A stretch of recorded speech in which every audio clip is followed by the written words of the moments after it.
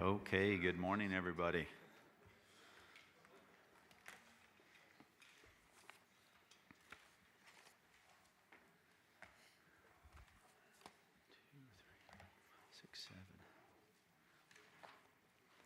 All right, good morning. I think we've got everybody here today. Happy Friday. And with that, we are right at 8:30, so let's go ahead and I will call to order this meeting of the Nevada Board of Wildlife Commissioners. And if I could have Commissioner Booth lead us in the Pledge of Allegiance this morning.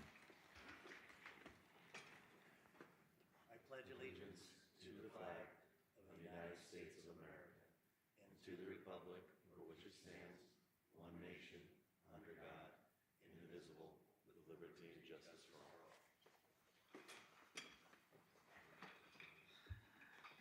All right, thank you for that. And Linda, or the department, if I could have you do roll call, please.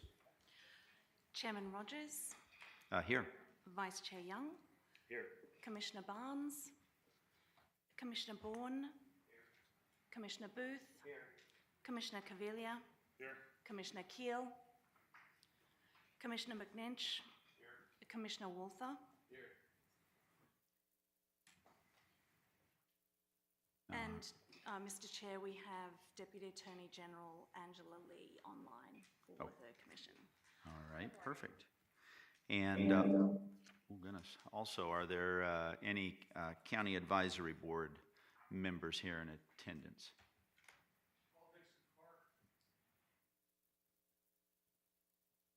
All right, and any on Community Advisory Boards online, Linda? Jim Cooney, Elko.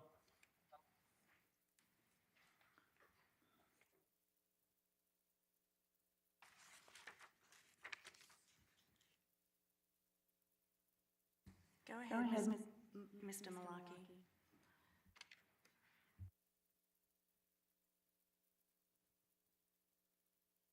We have Matt Malaki. Go ahead, Mr. Xavier.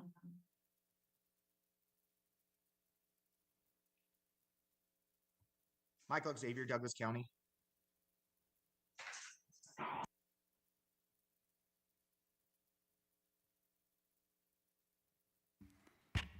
All right, perfect. Thank you for that.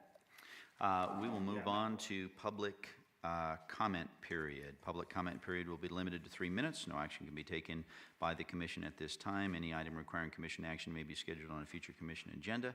Persons making comments are asked to begin by stating their name for the record. And do we have any public comment here in Clark County?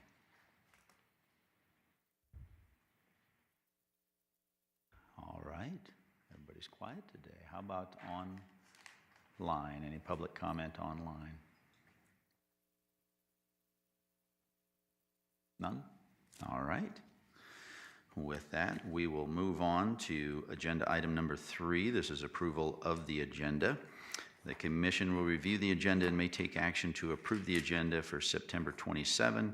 The commission may remove items from the agenda, continue items for consideration, or take items out of order. Any issues from the commission on today's agenda? All right. Seeing none, I will take it out. Is there any cab comment on today's agenda? Seeing none, how about any cab comment online? No? Any public comment here in Clark on today's agenda? Seeing none, any public comment online for today's agenda? No? All right, seeing none, I'll bring it back to the commission for any other items or a motion for... Yes, Commissioner Caviglia. I'll make a motion to approve the agenda as presented. All right, perfect. So we have a motion for approval by Commissioner Caviglia And was that Commissioner Walther? All right, second. All those in favor? All right, any opposed? All right, seeing none, that is approved. All right, moving on to agenda item number 4. This is the approval of approval of minutes. Commission minutes may be approved from the August 16 and August 17, 2024 meeting. Any commission comment around the minutes from the previous meeting? Yes, Commissioner McNinch. Thank you, Mr. Chairman. So real quick, just a couple of items on page 4 under agenda item number 5. There's a reference to motion pass, so this is down in the motion, and it's indicated as 7-1, but I just would ask that the department take a quick look at that, because I think it was a 7-0 with 1 abstention, so maybe a 7-0-1. I just didn't want it to reflect that there was anybody opposed to that, I suppose, just for the official record. And for some reason, I subjected myself to looking at some of the verbatim that came back on the testimony and stuff from the,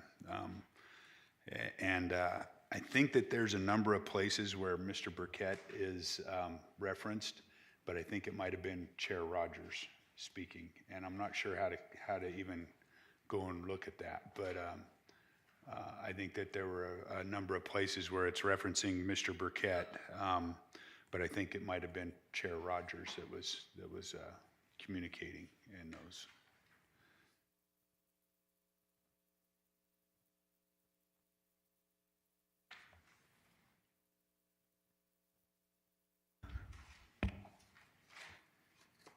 Anything else from the commission? All right. With that, seeing none, I will take it out for any cab comment on the approval of the minutes. All right. Any online, Linda? All right. Seeing none, any public comment here in Clark? All right. Seeing none, any public comment online? All right, I'll bring it back to the commission for any other discussion or motion. Yes, Commissioner McNinch. Thank you, Mr. Chair. And so I'll make a motion to approve the minutes from the August 2024 meeting with the noted comments, noted changes. All right, perfect. So we have Chairman Rogers, just for Yep. purposes of the record, I'll be abstaining as I was unfortunately absent in August. All right, perfect. Thank you, Commissioner Walther. So we do have a motion from Commissioner McNinch and a second from Vice Chair Young. All those in favor? Aye. All right, any opposed? All right, that motion passes. And we will move on to agenda item number 5. This is member item announcements and correspondence. Commissioners may present emergent items. No action may be taken by the commission. Any item requiring commission action may be scheduled on a future commission agenda. The commission will review and may discuss correspondence sent or received by the commission since the last regular meeting and may provide copies for the exhibit file. Commissioners may provide hard copies of their correspondence for the written record. Correspondence sent or received by Secretary Janae may also be discussed. Myself, I did not receive any direct correspondence other than what was or what has been distributed by the department. So, yeah, Deputy Director Scott. Good morning, Chair Rogers, members of the commission. Mike Scott, Deputy Director, for the record. I believe you did, all the commissioners did receive some correspondence from Mr. Jellison. We will discuss that and work through that with him. The only other thing that I would like to point out is that we will in August many of you attended the tour that we went on, and we ended up generating a letter to be sent to the director of the BLM, John Raby, and the director of the the U.S. Forest Service in Nevada, John Stansfield, related to herbicides and Medusa head. So we will have that letter approved. You'll all receive a copy of it, and we'll get that sent off as soon as possible. Other than that, I don't have anything unless anybody has any questions. All right. Wonderful. Seeing none, anything else? Yeah. Yes, Commissioner Cabilio. I did attend the SNWA board meeting last week for personal business items, but one item on that agenda was the authorization to sign the agreement to sell that property. And the board did approve that, so they authorized somebody within the authority to sign that. I'm sure the department's aware of it, but it was kind of cool to see that. And then one other item, we did get the letter, that we got the kind of the disgruntled letter regarding the Lovelock meeting and public comment. And I've been to a lot of other public bodies and their meetings. The commission allows more public comment than any of them by a wide margin. So when somebody says that we don't allow public comment, I don't think, maybe they haven't attended other public meetings, because it's like the authority is a perfect example. You get up once in the start, once in the end, and that's it. There's, we allow comment on everything. So it does, we've had that come up before, and it's just a little annoying when people say we don't allow public comment, because it's the absolute opposite. So I just wanted to get that out there. Wonderful. Thank you for that, Commissioner Cabilia. Deputy Director McAdoo. Good morning, Mr. Chair, members of the commission. I did have one other item. At the Lovelock meeting, the commission discussed and voted on sending a letter on the solar PEIS, and I just wanted to give an update. We were concerned at the time, given the comment period windows, that we might not be able to make that deadline, and indeed that was the case. So we missed that. I think today is the last day of the protest period, and it's within the governor's consistency review. So I just wanted to give an update on that. All right, perfect. Anything else from the commission?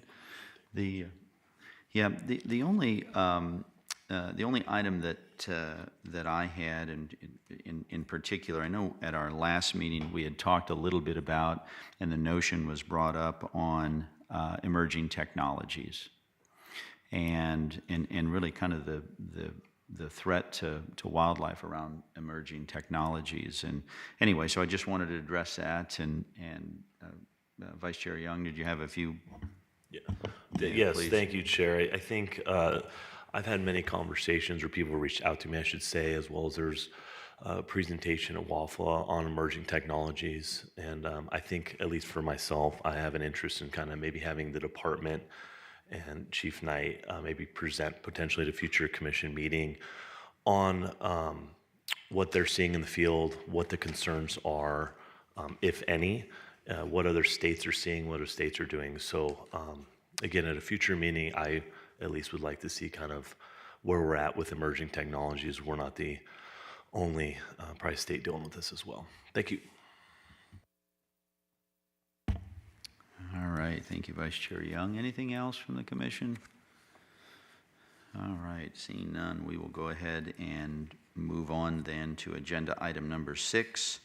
And this is County Advisory Boards to Manage Wildlife. County Advisory Boards to Manage Wildlife members may present emergent items. No action may be taken by the commission. Any item requiring commission action may be scheduled on a future commission agenda.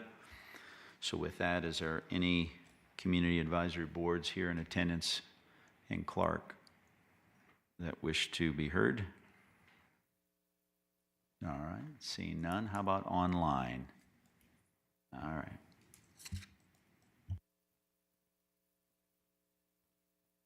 Matt Malarkey, Washoe County, for the record. I was just wondering, quick, it doesn't really have much to do with our cab, but the feed on the Zoom call is extremely garbled, and the picture is not pivoting to speaker. I just thought you guys might want to know that. It's kind of hard to follow the meeting.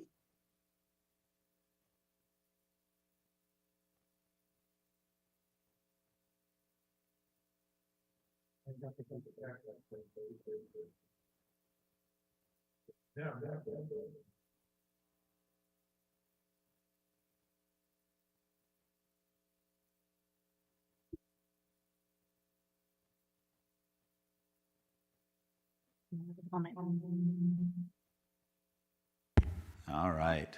So, and that was a little cryptic. Was he referring to today's meeting? That there was some delay or, all right. And obviously we have experienced this a number of times over the last couple of meetings, and technology is what it is. We're certainly doing our best, and I know we've got some reverb in here today, so hopefully those will work themselves out. So, all right. With that said, if there's no other cab items to discuss, yes, Commissioner Booth.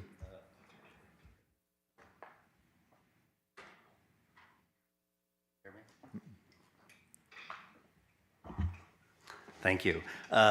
In Humboldt County, we had Tom Casanelli, a longtime member of the County Advisory Board, over 30 years of experience with benefiting wildlife here in the state and our county. And he has retired from the CAB Commission, CAB Board, and I would like to recognize him for all his services that he's done for our county as well as the state of Nevada. So I've spoken to Deputy Director Mike Scott, and he will hopefully get a letter to me, and we'll present it at the county commissioner meeting.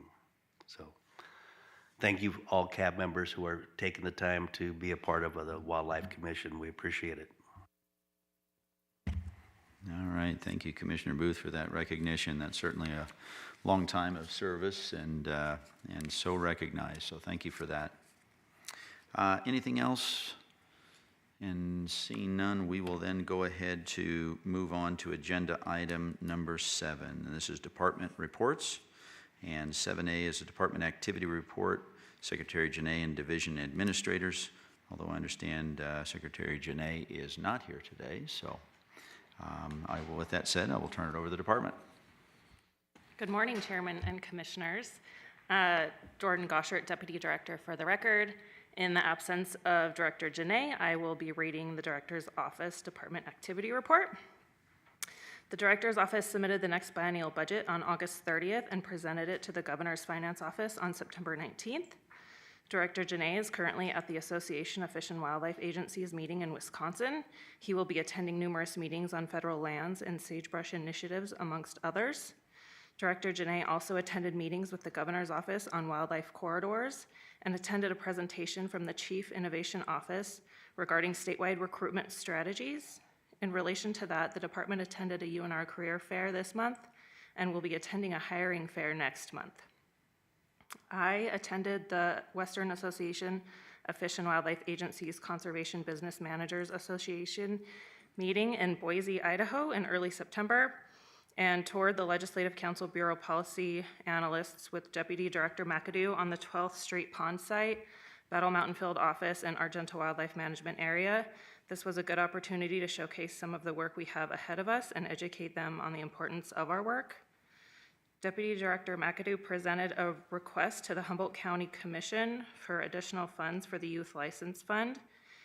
He has also been heavily involved in making changes to vehicle operations, which will move the department forward in vehicle efficiency and cost savings. He assisted in providing a presentation to the State Public Works Board regarding the agency's request for CIP projects for the next budget cycle. Deputy Director Scott participated in Bighorn surveys in Lincoln County. It was a good opportunity to meet the new Lincoln County game biologist and show him some parts of the resource area.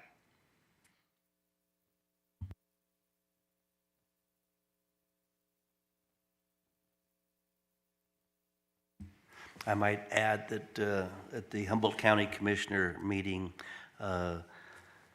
Deputy Director McAdoo did a very nice job along with Bobby Jones, and the Humboldt County Commission did donate an amount of about $10,000 towards the, annually towards the license fund. So, thank you. Good morning, Commissioners. Biodiversity Division Administrator Jasmine Kleiber for the record. This morning, our division activity report is going to be provided by our Southern Region Supervisor, Matt Flores. Good morning, Matt Flores for the record. We have a personnel and staffing update. We welcomed our Winnemucca biologist, Vince Popick, to the team on Monday, September 23rd, 2024. We still maintain a vacancy in our Las Vegas position, and we hope to fill that as soon as possible. We recently approached by a high school student in Reno interested in completing her senior capstone project in wildlife conservation with the department.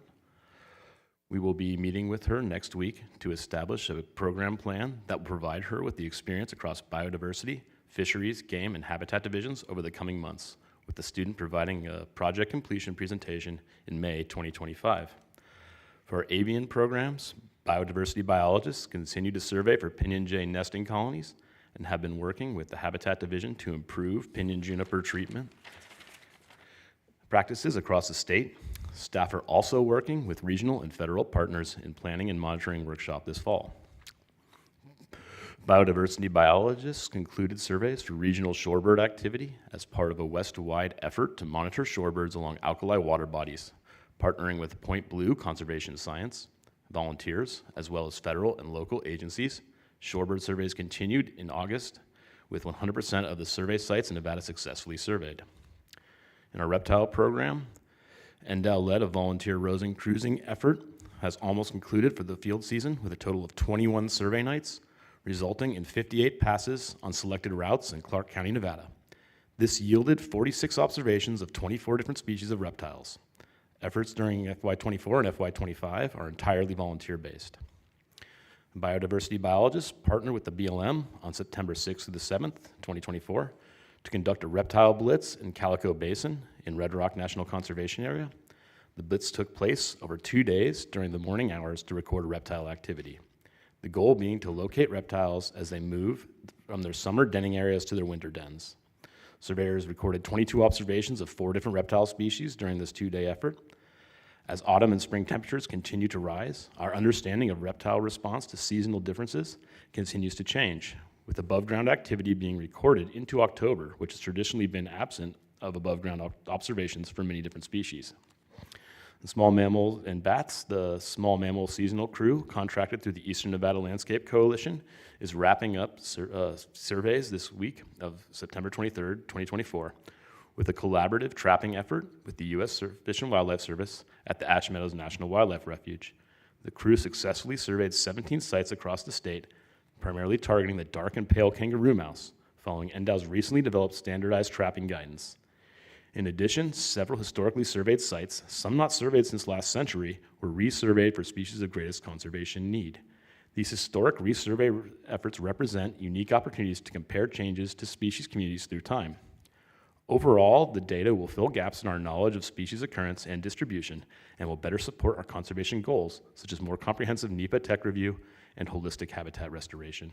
A final report is pending data cleanup and quality control. The Biodiversity Division has also partnered with the Nevada Department of Transportation to investigate bat usage along highway bridges and culverts. NDOW seasonal biologists investigated bridges along Nevada's highway system looking for evidence of bat use, such as guano, urostaining, and actual animals. Cursory data indicates as many as 25% of the bridges investigated are used in some way by bats, either as day or night roosts, or in some cases maternity roosts, and possibly as hibernacula. This has broad implications about the management of highway crossings and their importance for wildlife, and the division will continue collaboration with NDOT on possible conservation management opportunities. The division recently partnered with the Eastern Nevada Landscape Coalition to sample bat species within the Basin and Range National Monument. This bat blitz concluded the week of September 9th with 12 trapping nights at 12 different water sources throughout the monument. Trapping employed a 2-tiered sampling method to accurately capture bat diversity and species richness at trapping sites. The first method employed physically capturing bats in mist nets deployed over water sources and foraging areas. The second method used acoustic sampling devices to identify bats as they made their feeding calls around the sample sites. 9 species of bats were captured in mist nets, with additional species recorded acoustically. Bats in the genus Myotis have always been difficult to differentiate in the field, exhibiting an overlap of defining characteristics. To assist with this, wing punches were taken from Myotis species to send to the California Department of Fish and Wildlife for genetic identification. The bat blitz is well attended by NDOW, the BLM, U.S. Fish and Wildlife Service, and private contractors permitted to work with bats. All bats that occur within the state are protected species under NAC.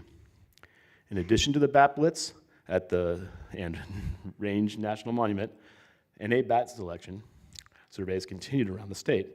Several sites are not fully surveyed, either due to deployment failing, limited access, or due to a lack of available staff to deploy NA bat detectors. The acoustic data is currently being compiled on a hard drive sent to Bat Conservation International by the end of September. Bat Conservation International will complete the analysis for all stationary acoustic calls. Staff are also gearing up to ensure appropriate mine safety and health administration trainings are completed in preparation for the upcoming white nose syndrome monitoring. This is set to begin in late fall and early winter. Thank you.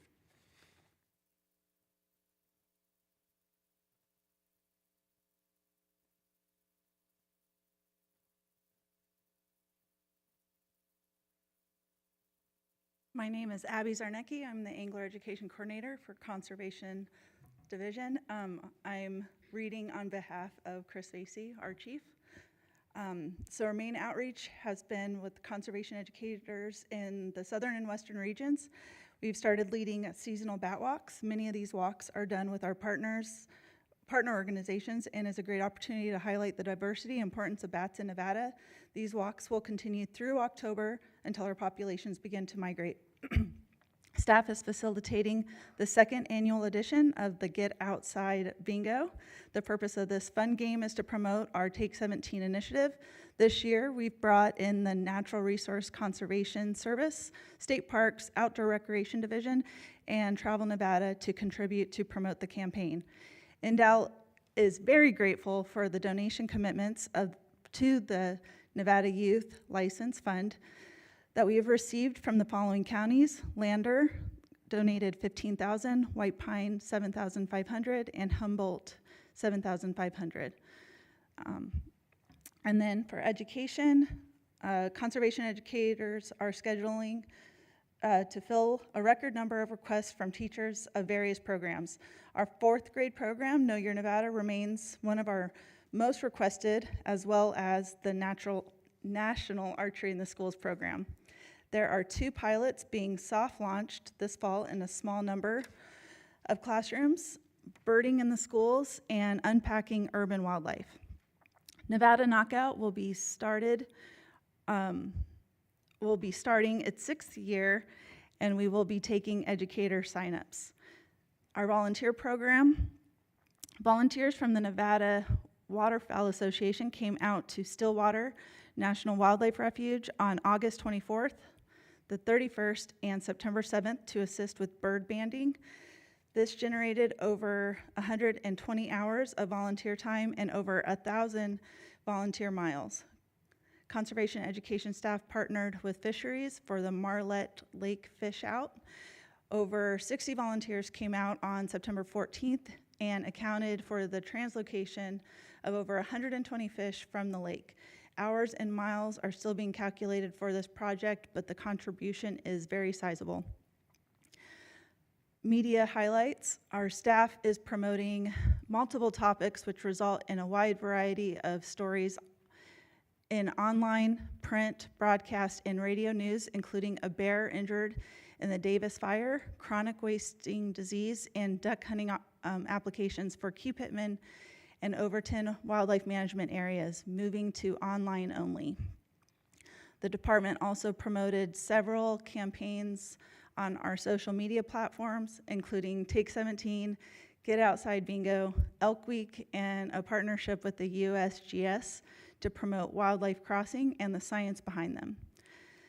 The Elk Week campaign ran from September 16th through the 20th in partnership with the Rocky Mountain Elk Foundation, with Randy Newberg contributing content. The goal of the week is to highlight elk in Nevada and educate people about this amazing species.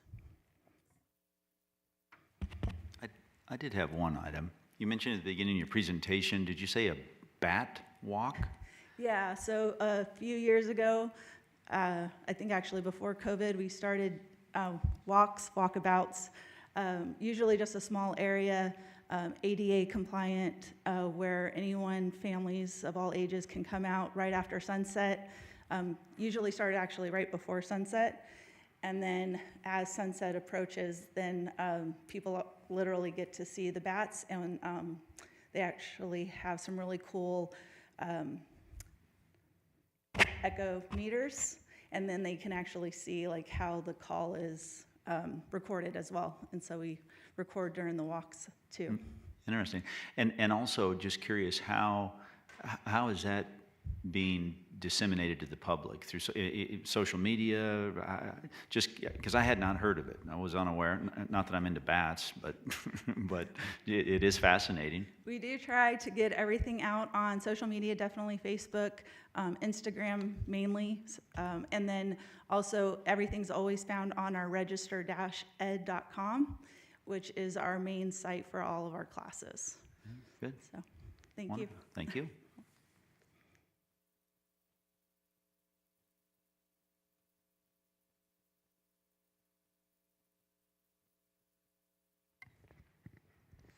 Good morning, Chairman and members of the Commission. Matt Maples, Data and Technology Services Division Administrator for the record. I'll be reading the DATS update this morning. In our licensing program, the Swan and Key Pittman WMA and Overton WMA waterfowl draws were completed last week, and results were released on Friday, September 20th. Staff have been busy processing tag returns, with 1,244 returns processed as of September 17th. Of these, 670 of the tags were awarded to alternates, and 574 were sold through the first come, first served program. The application period for organizations to apply for the transfer to an organization program opened September 1st and will close on October 31st. We have completed 2 tag transfers using this program so far this year, and both were transferred to the Nevada Outdoorsmen in wheelchairs. In our GIS team, these staff are working on updating the Fish NV website and fishable waters layer. The Fish NV site is being moved to an Esri-based platform to make it easier to update and add new functionality. And GIS staff are working with the Habitat Division to update the wildlife management area maps. The department released a new tool for reporting daily hunter effort and harvest for upland game and waterfowl. This new tool is available through a QR code found in the regulation book, and new survey reports are beginning to come in from successful hunters. When filling in the survey, the customer has the option to enter their client ID, either manually or by scanning the QR code on their hunting license. And for hunters that provide their client ID through this survey, the department will send out a summary report of their hunting effort and harvest at the end of the season. Our IT staff have been busy working on IT infrastructure improvements at various office locations, including video conferencing, phone system upgrades, network upgrades, and preparing for fiber internet services. And staff are nearly complete with the annual computer replacement orders and have completed 85 help desk tickets in the last 30 days. Staff have also been busy working with the Seasons and Quotas tool, the Wildlife Health database, and upgrading several cloud-based database systems. Thank you.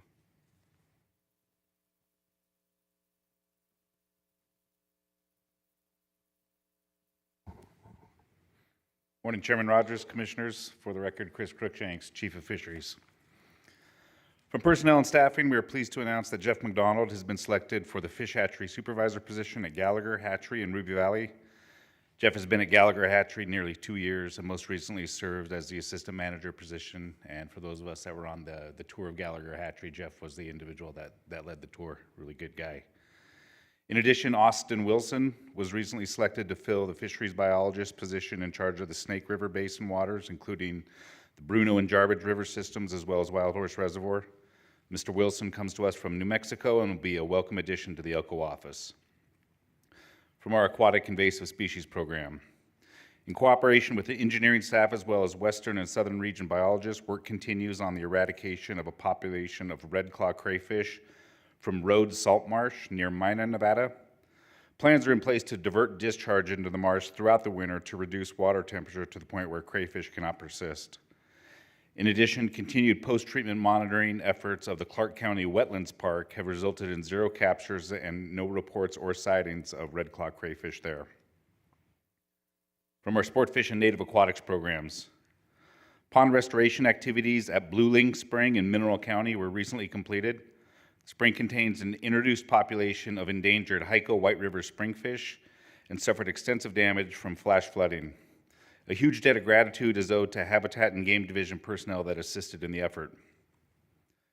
A considerable amount of time was spent across multiple divisions throughout the state in completion of an extensive public records request related to the federally endangered Paranagate round-tailed chub. Fishery staff is working with DATS and Con Ed in the migration of the FishNV web tool to a more user-friendly Esri platform. During this time, we will also be adding improvements such as stocking reports, angler information guides, fishing reports, and fishing regulations to FishNV. From our eastern region, a total of 23 Columbia spotted frogs were captured in the Maggie Creek system and successfully transplanted into the South Fork of the Little Humboldt River system. This augments previously introduced populations of Columbia spotted frog. Eastern region staff conducted an electrofishing survey of Ruby Lake in early September. 32% of the captured bass were greater than 10 inches, with numerous age classes of bass represented, including many young-of-the-year fish.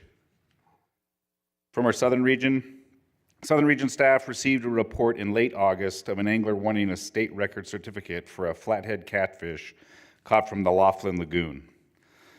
This report was alarming because this highly invasive species has never been documented in Nevada. After extensive research, interview, and investigation, it was determined that the reporting party had caught the fish at Lake Havasu and fabricated the entire story for a social media presence.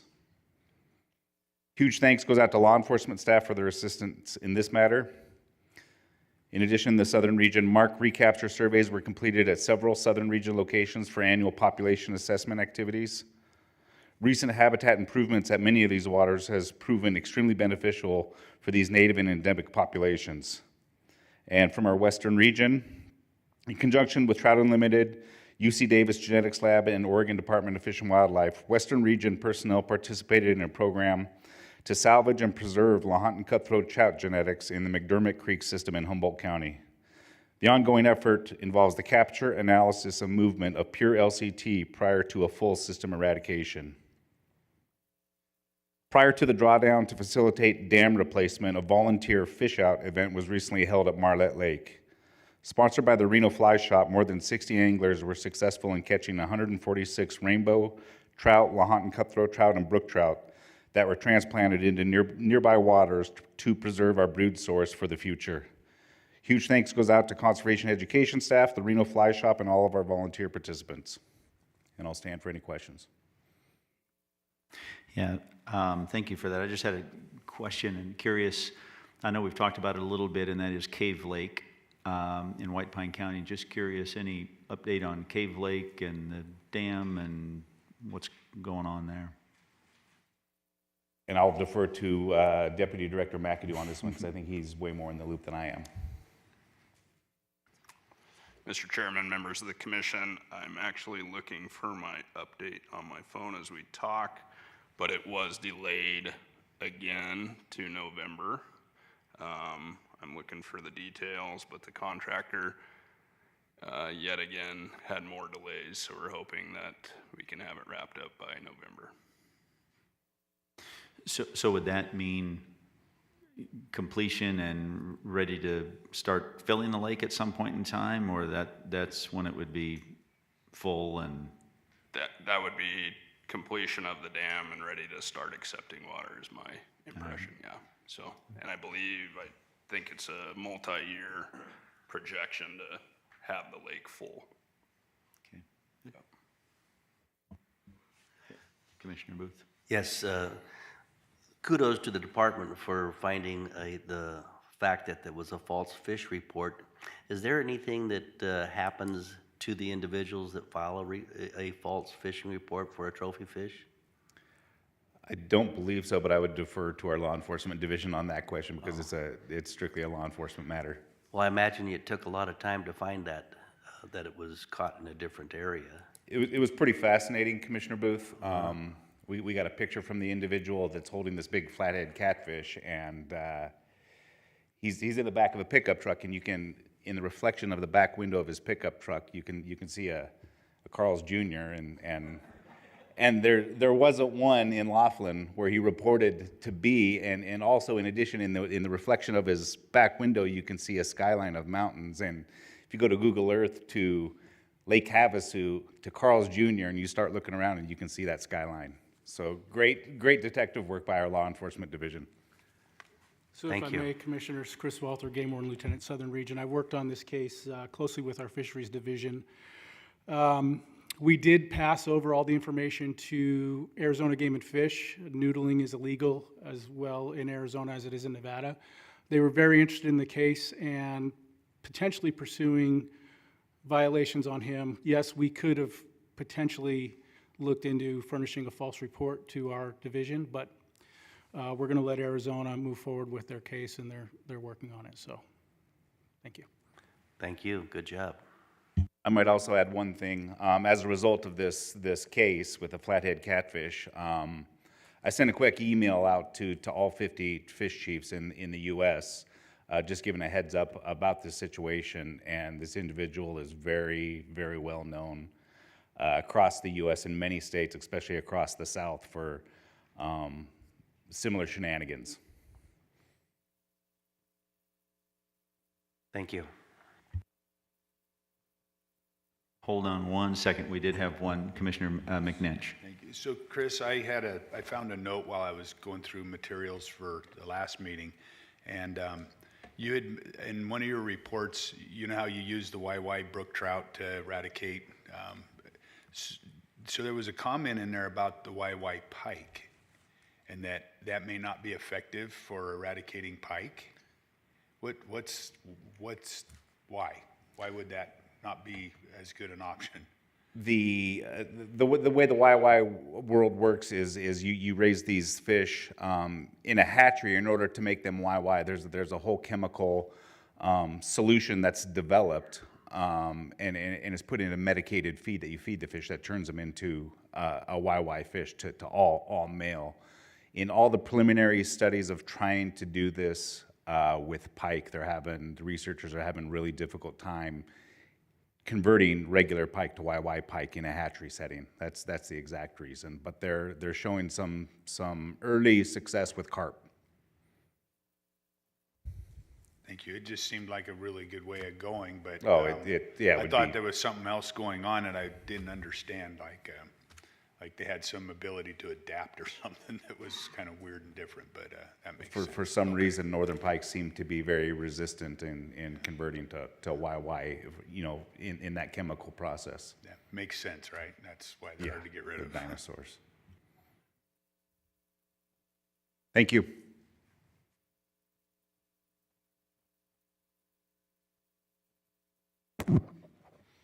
Good morning, Mr. Chairman, members of the commission. Benny Van. I'm going to be reading the Habitat Division notes. I'm the supervisor at Overton.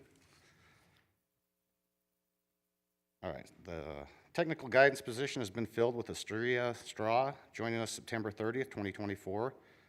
There are 3 staff specialists, the Special Reserve Accounts Restoration, Wildlife Management Areas, and Mine and Water Development Programs, and 4 biologist positions. Restoration, technical review, private lands, vacancies across the state.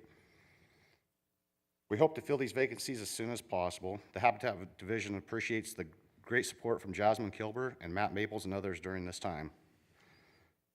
Water Development Program. The Northern and Southern Region Water Development crews have completed their annual volunteer build season with crews conducting maintenance activities.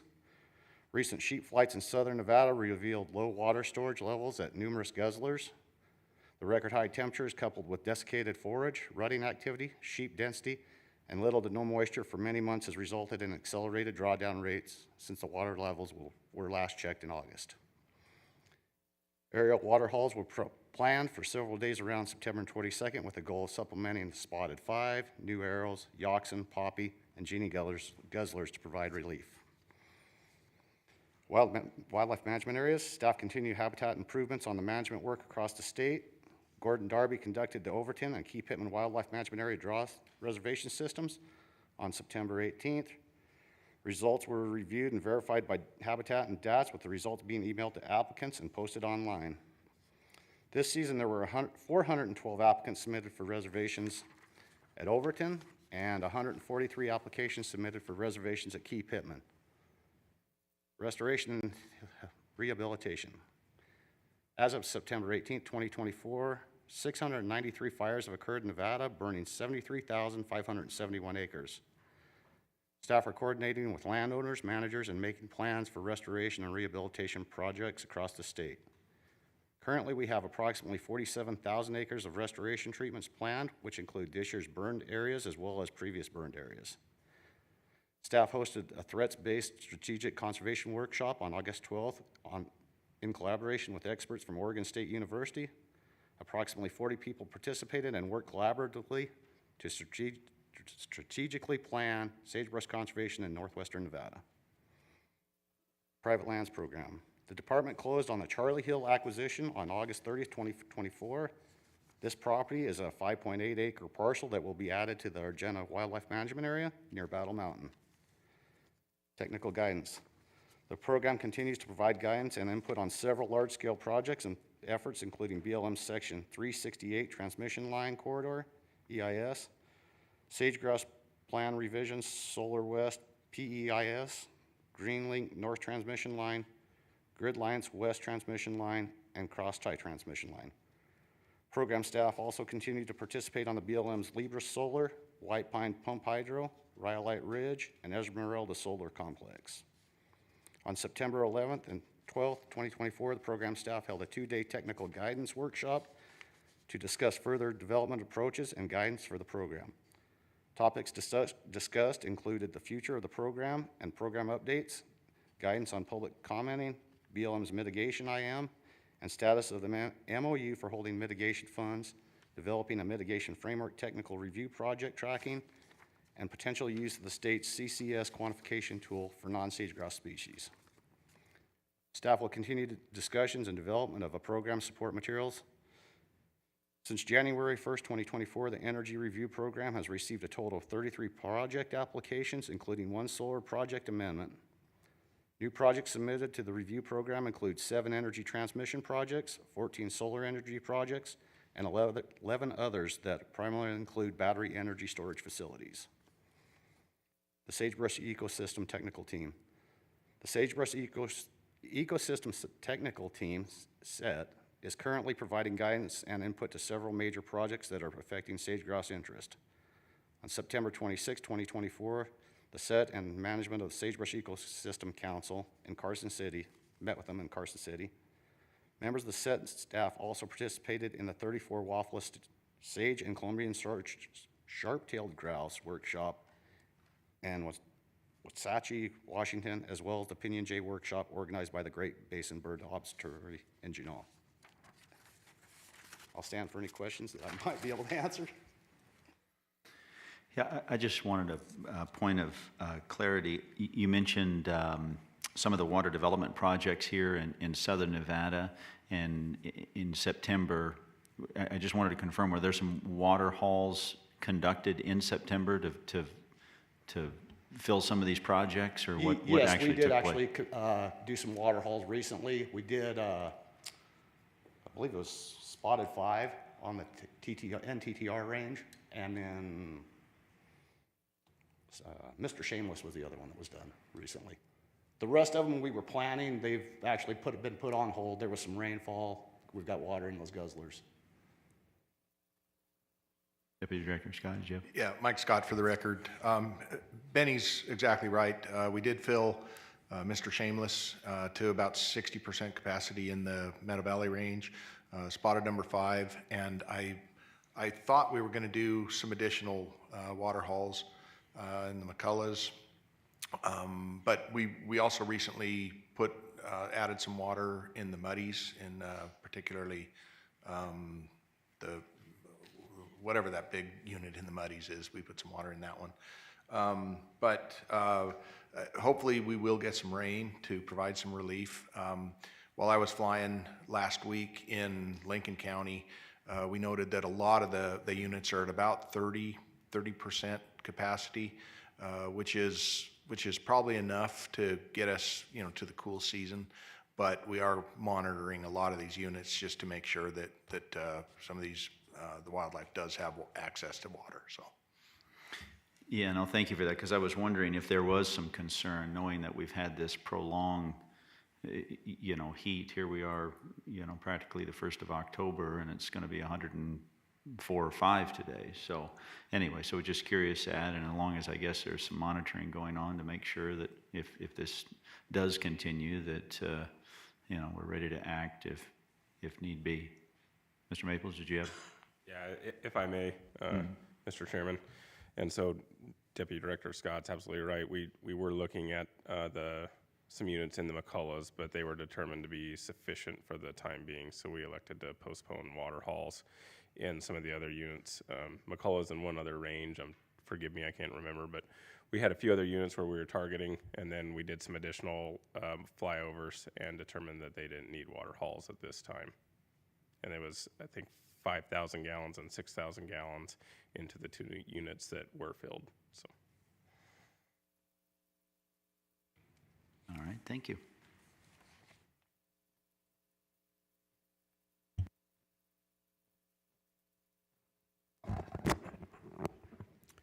Good morning, Chairman Rogers, members of the Commission, Sean Espinoza, Game Division Administrator for the record. Before I begin, I just wanted to take a quick moment and reflect back to that technical guidance piece of the report that Benny provided and thank the folks in our agency that work on technical guidance, because it is a difficult job and probably one of the least fun portions of our job. And you saw the number of projects there that were discussed, and I think that's only a small part of the total that are reviewed by the team involved with technical review. For the Game Division report, in the antelope and mule deer program, staff completed a draft of the Nevada Wildlife Connectivity Action Plan for Secretarial Order 3362. That is a pretty comprehensive plan that describes a bunch of habitat projects and fencing removal projects to improve wildlife movement corridors for especially mule deer and pronghorn currently. Staff submitted a National Fish and Wildlife Foundation grant final report to Fiscal Services in early September. This was a culmination of several years of work dedicated to fence removals and connectivity improvements in northwest Nevada and in the eastern region near the Dunphy exit and Humboldt River crossing. That is a pretty important crossing for the Area 6 mule deer herd. In our elk and moose program, we have a moose hunt update. I'm sure you guys are well aware, but both tag holders harvested mature bulls during the first week of the season. Department personnel completed the mandatory harvest check-ins and determined both bulls were in excellent body condition. Few external parasites were identified by hunters, and symptoms of carotid worm infections were not detected. We initiated the elk planning revision process on September 11th. Internal review is underway, and a draft is expected to be available for stakeholder and public review and input in January. Staff Specialist Cody McKee co-authored a publication summarizing historical and contemporary evidence that indicates elk were native to the Sierra Nevada and the Northwest Great Basin. A link to that article can be found in the report. In our mountain goat and bighorn sheep program, unfortunately, we have had 4 mortalities in August out of the 18 California bighorn sheep released into the Montana mountains back in March of 2024. 2 were confirmed lion kills, with the other 2 carcasses completely intact. We collected samples from those carcasses, and those have been submitted for testing for blue tongue and epizootic hemorrhagic disease, EHD. For our mountain goat hunt update, 3 of the 15 tag holders have harvested. Interestingly, they were 1 alternate and 2 first come, first served tag holders this year. All 3 mountain goats harvested so far have been billies, so that's good. California bighorn sheep update, hunt update, 12 of the 40 tag holders have harvested through September 18th. So this is a little bit dated information. Overall, great metrics from these dozen rams that were harvested with an average age of 7, and 7 of the 12 rams so far were 160 or greater Boone and Crockett score. In our waterfowl and fur bearer program, preliminary duck banding results is at 2,375 ducks banded this summer, with several more wildlife management areas yet to report. That number, without the pending WMA results, is the largest number of ducks banded in one summer by the Game Division. Additionally, 376 mourning doves were banded, and 19 band-tailed pigeons were banded, 10 of which were also fitted with GSM transmitters, which actually transmit through cell phone signals. In our wildlife health program, chronic waste and disease sampling has been off to a good start, with the mandatory sampling seeming to run smoothly. With respect to personnel, we have offered chronic waste and disease technician positions to 2 persons who will start the first week of October to help out with that effort during the rifle season. Wildlife Health assisted in rescuing a burned black bear from the Davis Fire near Reno and sending it to Animal Ark for treatment and rehabilitation. Despite a major effort to rehab the 12-year-old male, he unfortunately succumbed to its injuries. Staff advised on a small botulism outbreak at Carson Lake. However, the outbreak seems to have subsided. In our upland game program, the 2024-2025 Chucker forecast is available. Survey sample size increased 120% for the 2024 season. I believe this to be the best Chucker season we'll have in the last 20 to 30 years. The 2024 Sage Grouse Select database has been updated, and count data shows select numbers to be up across the state, somewhere between 20 and even 50%. The 2024-2025 Small Game Status Report is currently in progress and will be completed by the end of September. And since we're in the southern region, I wanted to report out on some work done down here. We conducted desert bighorn sheep aerial surveys in a whole host of units you can see in the report there. Overall, 294 rams, 633 ewes, and 166 lambs were classified among the surveys, yielding ratios of 46 rams, 100 ewes, and 26 lambs. Sample sizes have been above average, with decent to great lamb recruitment for southern Nevada. However, sample sizes for portions of central Nevada were concerning, and hunters were contacted in hunt units 211 and 173 south regarding this situation. Staff worked with Habitat and Biodiversity to provide comments on the Muddy Mountains travel management plan. Game staff spent a fair amount of time reviewing the proposed actions because of the implications it could have on hunter and department access to key points such as guzzlers and sensitive lambing and raptor sites.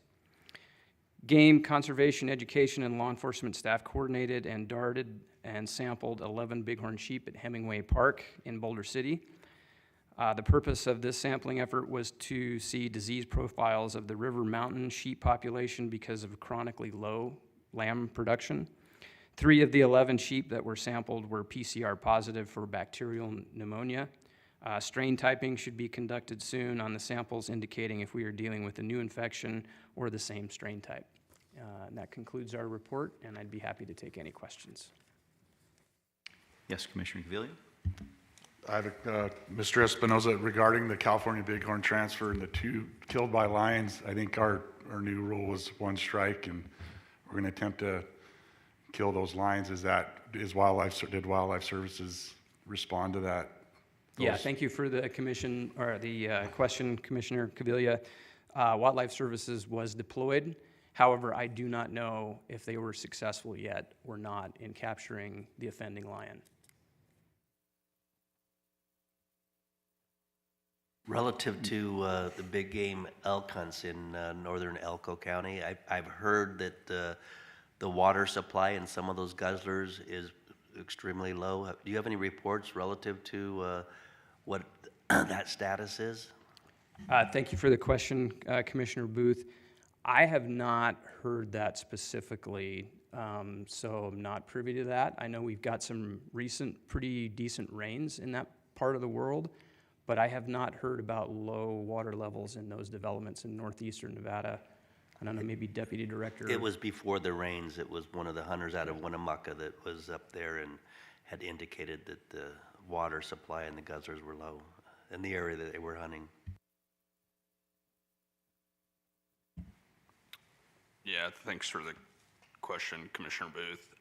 Certainly with the dry summer we had, there were several units that were on the edge of going dry, and some even did go dry. Some of those units that traditionally have those issues, like the 078, 105 to 107, 109, the Spruce Mountain unit group, that happens most years. And I don't know if that's the unit that you're referring to. I would tend to think so, but it actually allows for distribution because there are perennial water sources that that those guzzlers are supplementing, and so it allows the elk to utilize different areas. So, but with the rains that we've got recently, things are in pretty good shape. Well, that makes sense. Thank you for the explanation. And one thing I would add to that too, Commissioner Booth, is one thing that we do see small game and both big game guzzlers the end of the summer because of the Mormon cricket infestations that we've had over the last couple summers. A lot of those drinkers are filling up with Mormon crickets. We do our best to clean them out, but sometimes they can be completely full of cricket parts and bodies. So maybe something that we need to think about in the future in terms of more regular visits to clean those things out. But usually by the time we get to this time of the year, those parts dissipate and we get to clean water again, but not always. Thank you, Chair. Thank you, Mr. Espinoza. I had a quick question on the connectivity plan. When's that going to be public? When will we be able to review that? Right now, that is just being reviewed by the director's office. Once that's complete, it'll be available to the public. Perfect. And then I know we're working with NDOW, or the department's working with NDOW on the connectivity plan and the wildlife crossings. Can you walk me through the next step in the process and when we're going to get to the section construction on them? Yeah, thanks for the question, Commissioner Young. So there's a lot of different moving parts to migratory pathways and the connectivity plans. So there's this report, which is specific to Secretarial Order 3362, which talks about the implementation of actions. There's AB 112, which is more related to Department of Transportation and identifying parts and pieces of state highways, interstates, so on and so forth, that are critical, not just from the perspective of big game, but also other species as well. We're getting close with NDOT to completing that, so there'll be a public review of that process as well. And then we have our own connectivity plan as well. And so we'll be rolling that out probably in the next month or so and asking for a 30 to 60 day public comment period on that plan. That one's also been completed, and so we just need to roll it out for stakeholder review, and then we're hoping to complete that by the end of the year. Yeah, I was just curious, Mr. Espinoza, on the moose hunt and the checkout report. Just curious what the hunter sentiment was and the experience, and if they were seeing good numbers of moose, and just kind of what the report was from those individuals. Thanks for the question. All indications that I've seen were that it was a great experience. I haven't seen the reports actually from the moose hunters themselves. Staff Specialist Cody McKee has those, but I think that it provided opportunities for the hunters to be pretty selective. I'm sure you guys have seen some of the pictures. The bulls that were harvested were, exceptional, I would say. And those weren't the only mature bulls that were witnessed by either one of the hunters. So I think the experience both of them were fantastic, especially for the 12-year-old kid that got the tag, was pretty exceptional.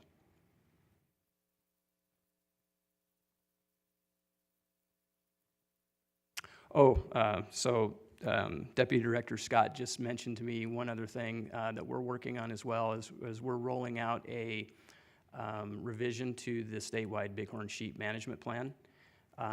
So we've identified folks to be a part of that team to review that plan. I think there's 12 to 14 members that will be a part of that team. And that's another effort that we look to conclude by January, February, and maybe have a completed plan by March of next year.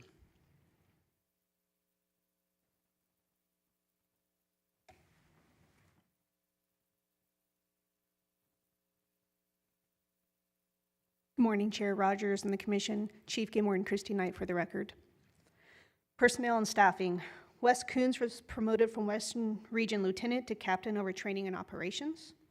We conducted new hire testing and have 5 qualified candidates who may be offered jobs. We still have to get approval on that. If they are, then they will complete backgrounds, and we anticipate hiring them somewhere late December, early January. 2 would not have to go to the academy, and 3 would. Water operations, I would actually like Zach Blackwood and Victor Jordan to step down here.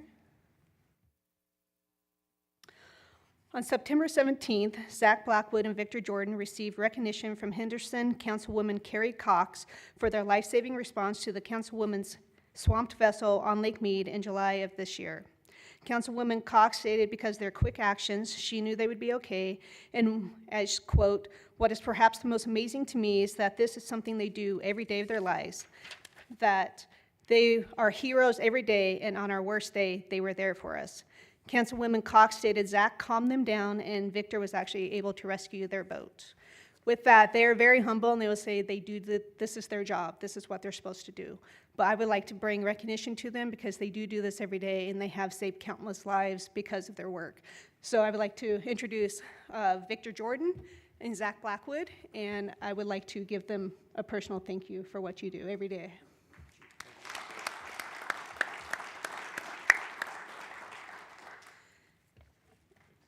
And then I would like to do one more. I'd actually like Lieutenant Chris Walther to come down here.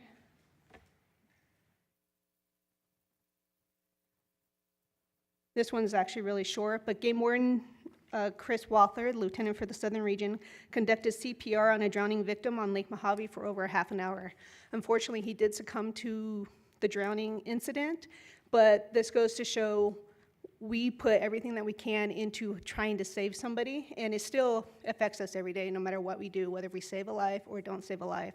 So I want to bring recognition to Chris Walther for what he did, what he attempted to do for over half an hour. If anybody has ever done CPR on anybody, it is draining, and he did it for over half an hour on this person trying to save him. So I'd like to also say thank you to Lieutenant Chris Walther.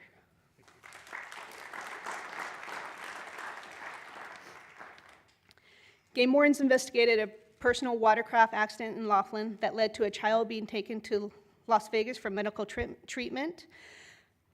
They arrested a drunk boat operator on the Colorado River and responded to numerous search and rescues and missing people on the water due to storms on Lake Mead and Mojave. A game warden investigated a stolen vessel. Land operations. Game wardens investigated and wrote multiple citations for using trail cameras during the trail camera closure.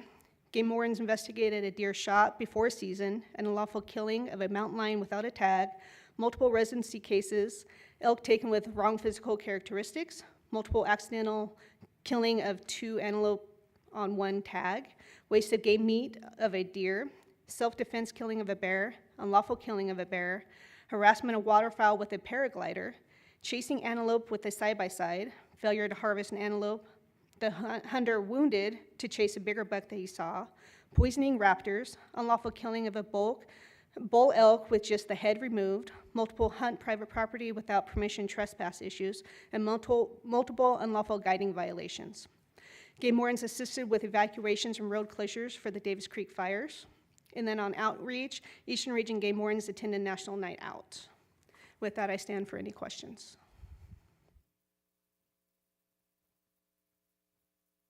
All right. Commissioner? All right. No, I thank you for that report, and I also would like to personally thank the gentlemen for their work and tireless efforts, and so I just wanted to recognize that and thank them. So appreciate that. Thank you. Mr. Chairman, that's all we have for the department activity report. Thank you. All right. Wonderful. Good, good, good. Anybody need a break? Are we good? Keep moving on? We're moving on. All right. Next item is the litigation report. This is a Deputy Attorney General Craig Burkett, but I don't think Craig is here today.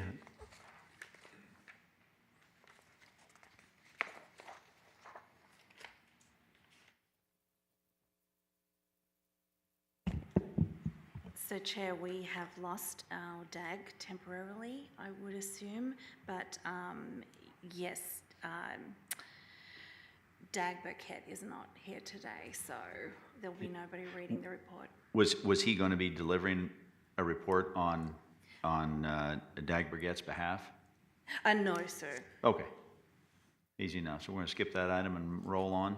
Easy enough. I think there was some material in there in our packets under that 7B. If anybody had any questions, we can certainly address them. But anyway, with that said, we will move on to then agenda item 7C, which is the Wildlife Trust Fund Annual Report. Deputy Director Jordan Goschert, report will be provided on the investment and expenditure of the money in the Wildlife Trust Fund for the period of July 1, 2023 to June 30, 2024, pursuant to NRS 501.3585. Good morning again, Chairman and Commissioners. In your support material, I would like to draw your attention to item 7C. This is the Wildlife Trust Fund report. We received $674,172.14 in cash donations in fiscal year 24, which is July 1, 23 through June 30, 24. And we also received $676,008.63 in in-kind donations that were used to match grants. The report is here, and I can answer any questions that you may have.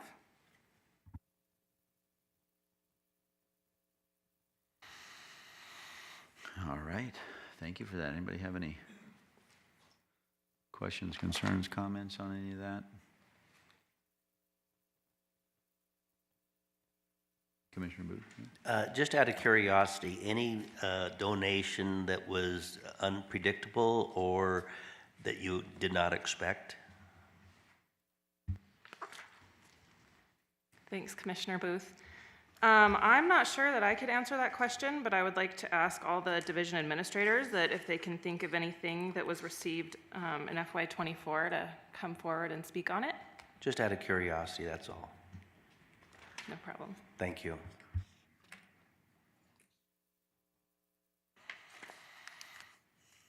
All right. If there is nothing else, we appreciate that update and report. And we will move on then to agenda item 7D, and this is Contest Committee Report. Committee Chair Dave McNinch. A report will be provided on the recent Contest Committee meeting. So Commissioner McNinch. Thank you, Mr. Chairman. So we did have our first Contest Committee meeting last night, and we gave an overview of how we got to where we were, basically petitions and efforts to address the calling contests and petitions being pulled. I mean, we just kind of went through how we got here and kind of the process once the committee was stood up, why it took so long to get to where we were and to our first meeting. But in a nutshell, we had our first meeting. We took a lot of public comment, which was kind of the intent of the committee. And we had, I think, largely, a pretty respectful meeting. I think everybody did a nice job of being civil, and I very much appreciated that. Eddie, and I'm going to ask you to just chip in whenever you feel like you need to here. We had roughly 25 to 30 different individuals provide public comment. We did have several opportunities for the comment period. Everybody across both aisles were respectful with their comments, and some folks offered suggestions for moving forward. Whether they're realistic or not is irrelevant. The bottom line is I think people are trying to process, or they're going through what something would look like in the future. I appreciate those thought processes. I know that there's been a lot of communication between folks on both sides of the issue. I can't report on those. I haven't talked to the people that were having those conversations, but my understanding is that the conversations have been respectful, and there's just a large gap. It's just a hard gap to close, and but I think people have made the effort. So as we go forward, you know, we may or may not see that gap close. I don't know. I kind of suspect not, but there were a couple suggestions to alleviate some of the concerns, you know, with on both sides of the issue, you know, one having to do with helping communities if they're concerned that it's an economic impact, and there was another with, you know, trying to allow folks to make this, you know, counties to make decisions on their own. There were some thoughts out there, and maybe those get vetted out as the process goes on. I don't know. I guess a couple of the things that I would ask from the commission, we have a, I don't know how much more detail you're going to want today. There is a level of interest in hearing from folks that organize or participate in these contests. We heard from a couple of individuals, but as we go through this process, now's the time. If those folks are interested in maintaining these contests, we need to hear. You need to come forward. We're doing the best we can to reach out and provide the opportunity and provide the forum. So if this is something that you're interested in, and we need your input, we need to hear from you. That's what this whole process is about. So we're extending that request, and certainly the forum is there. From the standpoint of how we're going to move forward, I do plan to have another meeting prior to the November meeting, possibly 2 meetings. If any of you have comments or suggestions for how you'd like to see things forward, I'd appreciate hearing about it now. These are establishing the forum is not an easy process. This meeting, I mentioned it last night, but I very much appreciate Linda's efforts. I know she's very, very modest about the effort that went into this, but I know it took a lot of effort, and I appreciate the help finding a forum to have that meeting last night. It's not easy, especially down here. As big as this place is, it's not easy to find places to meet all the time that meet our needs. That's for sure. So it's not always straightforward. So there's been, if you have any input on what you would like to see, there's been a lot of reports, surveys, studies, statistically valid studies, peer-reviewed studies, published studies, position papers presented. I'm not sure what everybody really wants, what you're interested in hearing and seeing. So now would be a good time to let me know, so that as we move forward, we can strive to get that information. We can report back and make recommendations back to the commission. So, Eddie, did you have anything else you wanted to throw out? Yes, I'd like to compliment Chairman McNinch for handling the meeting the way he did. He asked that all be respectful and civil, and with the emotional sides being there, I also want to thank Christy Knight and the game wardens that were there for security purposes, because there was potential for conflict, and it was handled very well. Considering there are 2 completely different sides of the topic, I think Commissioner McNinch did a nice job of providing full disclosure, transparency, and opportunity to everyone that was there. And I think a couple of things came about. One is that there needs to be a limitation on the 3-minute rule, so that we don't have those going beyond, because it was a quite lengthy meeting. And the other one is that on the agenda, that we have complete details of what is going to transpire during the meeting, so that we can follow a format that isn't confusing. So other than that, I think it went well. So any other questions for me or thoughts? Please share. We got room for improvement. Eddie and I kind of bounced those around a little bit last night at just some suggestions that he had, and I appreciate that. And we'll work on those, so that we, there's always room for improvement. So. Yeah, no, thank you for that. report, Commissioners Booth and Commissioner McNinch. I did have a chance to sit in on the meeting last night. I thought it was a great first step in the process. Having been on the commission for a while, you know, we've discussed this issue quite a bit over the last number of years, and I thought it was great to try and, again, a first step in the process to try and bring these two groups together to see if there is some middle ground. You know, is there some compromise where, again, folks can meet in the middle on something that is agreeable to both. So I think it was a good first step in that process. Certainly not easy, just given, you know, again, the deeply rooted opinions that many folks have. But anyway, no, I thought it was a great first step in the process. One of the questions that I did have, though, is you mentioned possibly having one, if not two meetings before the next commission meeting. And I was just curious, knowing that we've now had one in the south, was the thought or the intent maybe then to have one meeting in the north, i.e. maybe the Reno, Carson, Sparks area, and then one in maybe the rural area, or what kind of the thinking was there on the next meetings? Yeah, thank you, Mr. Chairman. Yeah, kind of, you know, based on the department's regions. So yes, one more up in the northwest, so that would be the Reno, Sparks area, and then the other would be out in the rurals, maybe Elko/Ely, someplace over in the northeast part of the state. So that's what's out there. Nothing set in stone, but that's where do you go? I mean, you know, now we have the conversation. We had you know, there were presentations made last night. Do we do those presentations each time? And you know, how do you go about it? I mean,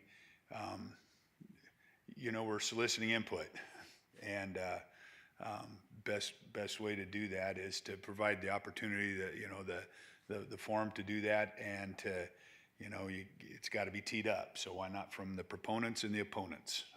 Let them throw out their case and let people react to it accordingly, and see what kind of input we get back. And that's the whole purpose of the committee at this point. That's how I understand it. So yes, we would do, unless you as the chairman or the commission has other desire. That's you know, and I don't want to bog us down too much here, but that was one of the reasons why things were kind of stretched out a little bit. My initial intent was to really hit the road and go out and get into each community.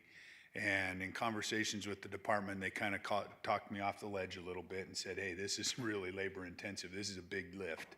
And they're 100% right.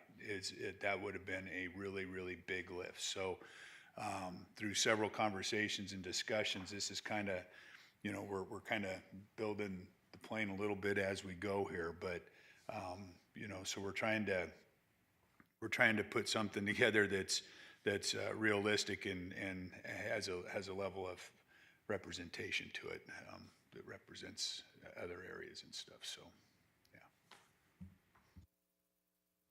yeah, no, that's great, and I appreciate that, and I agree with that, and I think it makes all kinds of sense to, you know, hopefully have an opportunity to have a couple of meetings, one in the rural, maybe one in that Reno, Carson, Sparks area as well.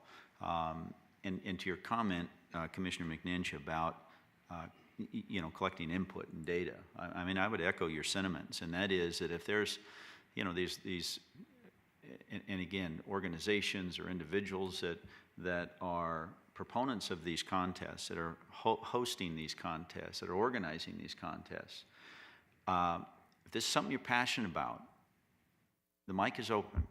So please, I would encourage you. We're looking for input from everybody. So those that are for this, those that are against it, if you're organizing it, and again, we're giving you that opportunity to step forward and let your voice be heard. So I would echo those sentiments as well. Anything else from the commission? All right. Thank you, Commissioner McNinch. Appreciate that update. We will move on to agenda item then 7E. This is the draw process. Gordon Darby Representative Zach Lambert, and Data and Technology Services Division Administrator Matt Maples. The department's vendor that accepts hunt applications and conducts a random draw for hunting tags will provide an overview of this year's application and hunt statistics, conducting the random draw. Good morning. Good morning. Do we have the presentation to put up on the screen there? Perfect. All right. For the record, Zach Lambert, Director of Agency Management Solutions at Gordon Darby. Really happy to be here today and share with you our success and our partnership with the Nevada Department of Wildlife for the 2024 application season. Just want to start off just a little bit of history with the contract. This is the 7th big game draw that has been ran on the Agency Management Solutions system.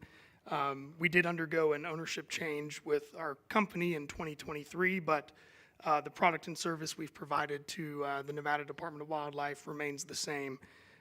We were awarded in August of 2017. That was a 6-year contract with 2 optional 2-year renewals. We're in the middle of the first of that 2-year renewal on our contract. And since the first year where we went live in January of 2018, we've had a lot of success in our partnership with NDOW, and I wanted to call out some of those highlights. This year for 2024, we're proud to report that calls from applicants needing help submitting their big game application, those are down 24% over last year. And every year we're seeing a continual decrease in people needing assistance applying for tags using our system. The last 2 days of the application period, that's where we see the majority of applications. I know folks like to wait until quotas are set in May. You wait to the last minute, it's human nature. Over 110,000 applications received in the last 2 days of the application period, all of which we're able to process without any degradation in system performance, making sure everything's up, available, and speedy for folks needing to get their application in. I'll go over this a little bit later in my presentation, but we've started a user review system where we're tracking currently a 4.7 out of 5-star reviews from our users, and I'll get into that here in a little bit. And we're proud to, last year or this year, have a 1-week turnaround time from when applications close to when the draw is run. So I know anticipation is high. People want to know their draw results quick. They don't want to wait a month. We're able to turn that around in a week's time this year. And, I think stating the obvious, pretty exciting for us even as well as the first year of having a moose hunt. So that was fun. Since 2018, the number of applications being submitted is up 60%. And there's probably a lot of factors that contribute to that. There's more things that you can apply for, more opportunity. And I think people recognize the special wildlife resource that you have here in the state of Nevada. We're up 22% in individuals applying for tags since 2018, and almost double the amount that folks are spending to apply. So I'm putting that in there just to show how invested your sportsmen are into the resource. That average price that people pay to submit their applications, that's been achieved without a fee increase.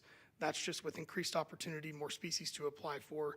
And it just shows how invested everybody is in the system. And again, we're up 35% in number of applications per person. So we're seeing more people apply, more applications come through, and people submitting more applications on an individual basis. Where do I point this? Sorry? No, it's...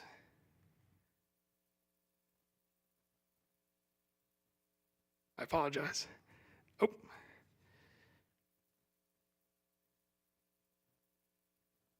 Oh, thank you. So this year, in 2024, 85,630 people applied for a big game tag in Nevada. That's about a 0.3% increase from the year prior in 2023. And so you can see we always like to present an age breakdown of our applicants. That 36 or to 40 range continues to be our largest application age range. And you see we've increased on several areas of age range of applicants and decreased slightly on a few ranges as well. Talked about applications. How many applications did we receive this year? 474,534 applications for a big game tag this year. That is a 9.8% increase just from 2023 in the number of applications that we receive. So on this slide here, you can just see graphically how that trend has gone the past 7 years since 2018. In total, if my math is right, I believe we've taken and processed over 2.6 million applications for a big game tag since we've had the contract. And that is only including the main draw in March through May. That's not including spring turkey applications, non-resident guided hunts, your WMA waterfowl draws. So 2.6 million that we've processed in our system. And again, the average dollar spent by person, that continues to increase each year without any sort of fee increase on application price or license price. Looking at where your resident applicants come from, just over 52,000 Nevada residents applied for the draw this year. Comparing that to the 3-year average from 21 to 23, we're up very slightly, about 0.5% in residents applying for tags in Nevada this year. Obviously, most of your applicants come from Washoe and Clark County, but very significant, over 24,000 of your applicants come from counties other than Washoe or Clark County. And we're pleased to report again this year we had an applicant from every U.S. state put in for Nevada big game tags this year, including D.C. So non-residents total, just over 33,000 non-residents apply for a big game tag, and 225 non-residents outside of the U.S. Applied for a big game tag this year. The top countries: Canada, Australia, Mexico, Denmark, Guatemala, New Zealand, Sweden, and then several folks from Austria, Finland, Norway, Romania, and Switzerland. Those are our top foreign countries that we see folks applying for tags in. Now, as I get into each species, we have made a slight change to how we've presented data in this presentation in the past. I've normally presented, here are your U applications for this year, and then here are the bonus point applications for you this year. In coordination with the Department of Wildlife, we wanted to present a trend since 2019 to show you how the applications are trending and present all of the data onto one slide. The left vertical axis is going to be the number of point-only or unsuccessful applications, green being point-only, and orange being unsuccessful applications. On your right axis and the blue line that you see, this is going to be the relative number of tags that were awarded in the draw for each year. So the scale is different using the blue line than looking at the orange and green bars. So you can see we've had an increase in Nelson U applications every year. This year, just a little bit over 1,900 folks applied for a point only, and just a little bit over 2,400 folks were unsuccessful in drawing a tag, but 60 successful tags drawn. For desert ram applications, similar trend in the applications increasing, bonus point applications remaining relatively static. I believe it was in 2022, let me find my notes here. Yes, in 2022, we started offering the one-horn ram application, so that is included in here as well. And in 2023 is when we had the first year of the management ram limited access application, so that's represented in 22, 23, and 24. So this year, 42,291 folks unsuccessful in applying for a desert ram tag, 191 drew a tag, and 13,754 bonus point only applications. California ram applications, one thing I want to point out here, you do see an increase from 21 to 22 overall and a decrease in 23. This is indicative of taking California ram out of the Silver State program. So there was no Silver State tag application for California ram in 23. This year, California Ram was added back to the Silver State program, so you see the corresponding increase, which is greater than the total in 2022. 40 tags awarded, about 12,500 point-only applications, and 30,686 unsuccessful applications for a California Ram tag. Rocky Mountain Ram applications,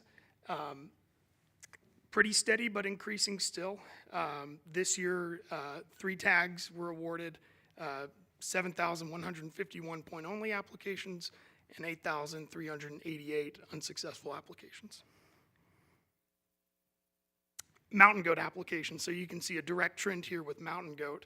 2023 was the first year that non-residents could put in for a mountain goat tag in some time, I believe.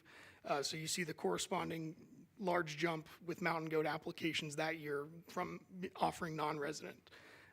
This year, 19,258 unsuccessful applications, 15 awarded tags, and just over 8,500 point-only applications.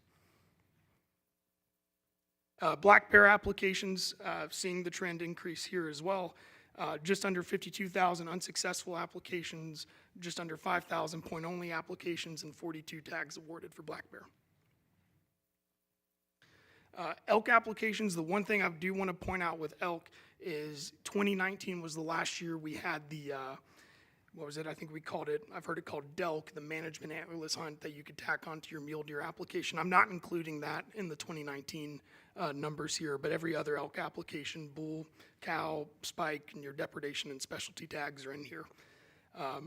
4,327 elk tags were awarded this year in the big game draw, 80,455 unsuccessful applications, and just over 31,000 point-only applications for elk.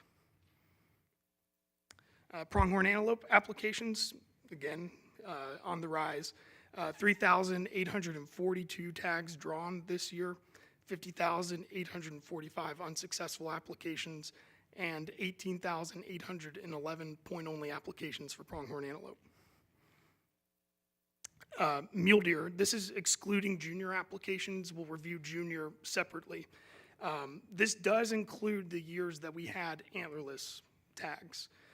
So when you see the decrease in 24, that is without an antlerless hunt or taking applications for antlerless applications. This year, 8,341 mule deer applications awarded in the draw, 72,189 unsuccessful applications, and 17,629 point-only applications. Now, junior, you can see here in junior, I think we had about a 60%, maybe a little bit less than 60% successful draw rate for junior applicants. Point-only applications for junior deer is pretty low. We did see that highest in 2021 with 158, but this year 113 point-only applications. 2,104 juniors drew a tag this year, and 1,600 juniors were unsuccessful in drawing a tag. So you can see those numbers here again. And we did have 23 leftover tags for juniors this year that did go into the second draw and were all awarded. 12 tags in the primitive weapon season in 114, 115, 6 tags in the 131, 134 primitive weapon season, 2 tags in the 221, 223 primitive weapon season, and 1 tag in 251, 254 seasonal. And each year we've always provided an age breakdown of your junior applicants. So this year, 43% of juniors were unsuccessful in drawing a tag, 57% were successful.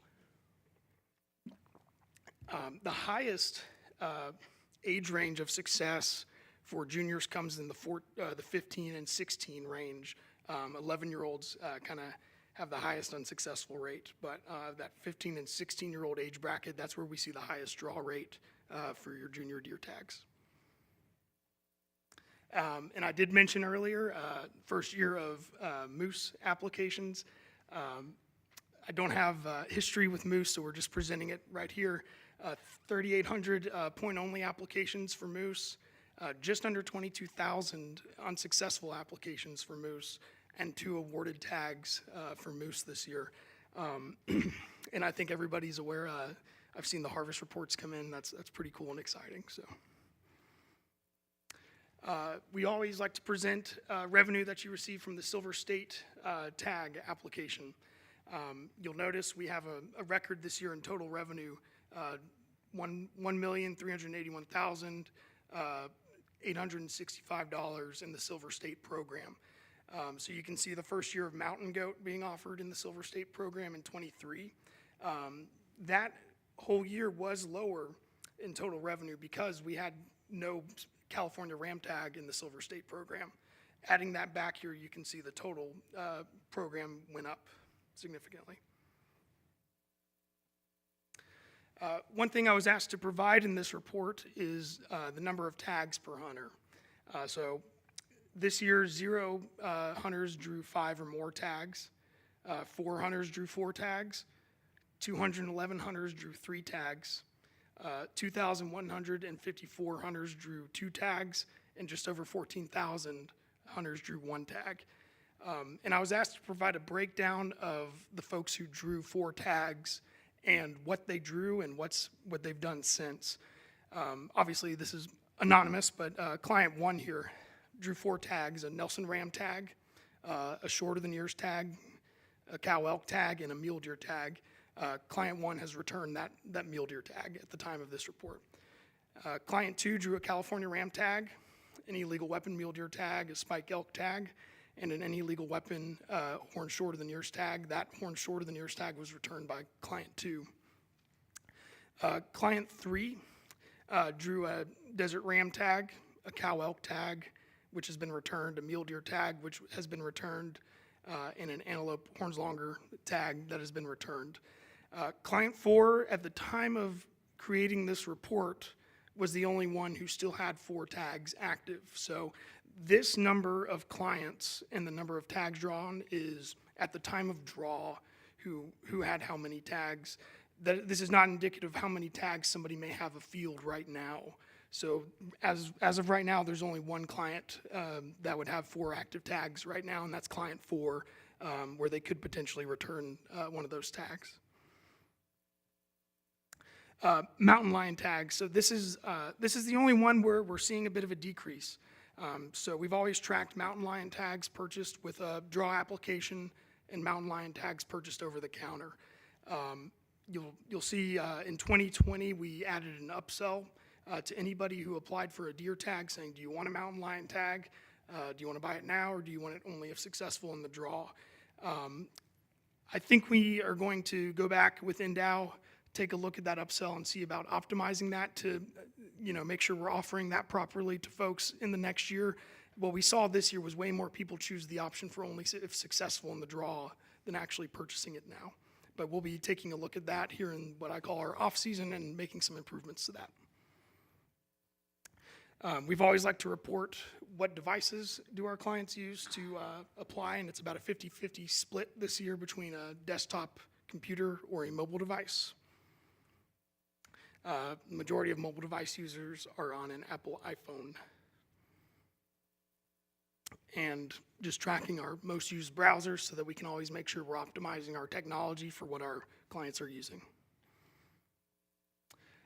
So every year we like to present just who are our customers. We take that between lost customers, so people who applied last year didn't apply this year, new customers, people who submitted an application in Nevada for the first time, reactivated customers, so who applied 2 years ago, didn't apply last year, came back this year, and who's loyal, who's been applying consistently each year. And we always see 10 to 12,000 lost customers every year. So this year, 12,424 people applied for a tag last year and did not apply this year. New customers, 5,200 total new. Obviously, the majority of those you see in the 11 to 15 range, juniors aging in, getting their hunter education and putting in for the draw. Loyal customers, so who's applying for a tag year over year, 72,970 what we call loyal customers applying for tags. and reactivated customers who took a year off and who came back into the system. 7,460 folks came back this year after sitting out in 2023. There are 2 points of preferences that clients can set on their profile with regard to sharing information. The first one is information sharing preference with regards to public records requests. How would you like the department to handle your information in a public records request? 96% of customers opted to have their information private, and 4% opted to have their information shared. I don't want that to be confused with draw result sharing preference, which is a separate item that we ask folks every year when they apply. 57% of applicants this year asked to keep their draw results private, and 43% of applicants asked that their draw results be posted on the public list this year. One new thing that was a rather large project for us this year, internally we called it the Customer $3 Fee Preference Project, and this was born out of Nevada Assembly Bill 70. In addition to any fee charged and collected pursuant to NRS 502-250, a fee of $3 must be charged for processing each application for a game tag. The revenue, which must be accounted for separately, deposited with the state treasurer for credit to the wildlife account in the state general fund and used by the department at the direction of the applicant for costs related to developing and implementing an annual program for the lethal removal of predatory wildlife, or developing and implementing an annual program for the improvement of wildlife habitat and research or management activities beneficial to non-predatory game species. Excuse me. My understanding is that in the past, that's always been an 80-20 split before the applicant had the direction to choose. This year, allowing applicants the direction to choose, the split comes out to 66% chose the lethal removal of predatory wildlife, and 34% chose wildlife habitat and research or management of non-predatory wildlife. And last but not least, we're seeing an increase in applications, seeing an increase in people applying for tags in Nevada. We want to make sure that we're giving them a good experience for what they're investing in when they put in for a tag. We want to make sure it's easy to apply for a tag, that it's accessible to everybody. Internally, we kind of have our mantra, we want to make sure that the Nevada application system is the best in the West. And we take that very seriously. So in order to measure, what is the user experience and do people like the experience of using our system, we do have a user review system. And I don't know if you've ever written a review for even a restaurant or hotel or website. It's pretty tough to solicit good reviews from somebody. Folks like to offer up bad reviews. So when you get a good review, I think that's very genuine and true. So this year, we measured at a 4.7 out of 5-star rating for user satisfaction. And I've just put a couple of highlights in here. People like having the map, being able to select units. Someone said it's the easiest time I've ever had doing a big game application. Nevada has the most user-friendly system. It only took me 10 minutes to register 2 jet skis, and I liked having units to select from highlighted on a map. People like automatic renewal. We see a large number of customers opting in for automatic renewal of their hunting and fishing licenses. They like having the option to use their last year's choices when they apply to speed up the application process. My favorite, tell the DMV to use this system. So that was a good one to see there. So this is something we'll continue to track and report on to the commission, but we're pretty proud of this and hope we can continue to provide that level of service to all of the customers who interact with the Department of Wildlife. And that concludes my presentation there. I'd take any questions that the commission may have. All right, thank you for that. Any questions from the commission at all? I would just have a couple of things. I did not make that comment about the DMV, although I really, really like it. But I was just curious, a lot of data, a lot of very good data, but just curious if there was anything that jumped out at you this year as surprising that maybe you didn't expect, you didn't see. Again, a lot of data there, but just curious if anything jumped out at you. The decrease in mountain lion tag sales jumped out. That was a pretty significant one. And that is just a trend through the application period. That's not a trend through the entire year. So we may see how that goes through hunting season there, but that was one that did jump out as a negative. I was personally surprised that we had folks putting in for a point only for moose, being that nobody had any points for it. So I thought more folks would decide to throw their name in the hat for a moose tag there. And I wasn't sure if we would end up being up on applications this year personally. We had always taken about 11,000 applications for a doe hunt. And without that this year, I wasn't sure what that would do to our big game applications. And I guess moose certainly offset that. I was naive to think that it wouldn't. But those were kind of my takeaways and surprises, if you will, in the data going through it. Yeah, please. Just a quick comment, and I say it every year, and I see one of our commenters said the same thing. I put in every Western state, and our system is hands down the best. Like it is the most user-friendly system out there. I don't think anybody's even close. So. Thank you. Yes, agreed. Anything else? Any other? Yes, Commissioner McNinch. Thank you, Mr. Chairman. So the youth tags, you guys have heard from me my concerns. I'll be honest about it. There were we've done so many things, tweaking here and tweaking there, that it's hard for me to keep things in perspective and to process some of that. So there was a slight reduction in the number of unique clients there, and are you seeing any negative impacts? Are you seeing a trend with youth hunt tags or through this data? Can that be pulled out of this? I know I'd asked the department to do some stuff that was, it was almost impossible to pull that information out. So is there anything we can pull from this that would give us warning signs or that we might be impacting that youth recruitment? I don't think I have any comment on specific policies implemented by the department, but in the data, the slide with junior mule deer applications, this was the only species from 19 to 22 where the blue line was above the orange and green lines. And I think the reduction of tags is what has kind of limited the opportunity there more than anything, where the orange bars now go above the blue line.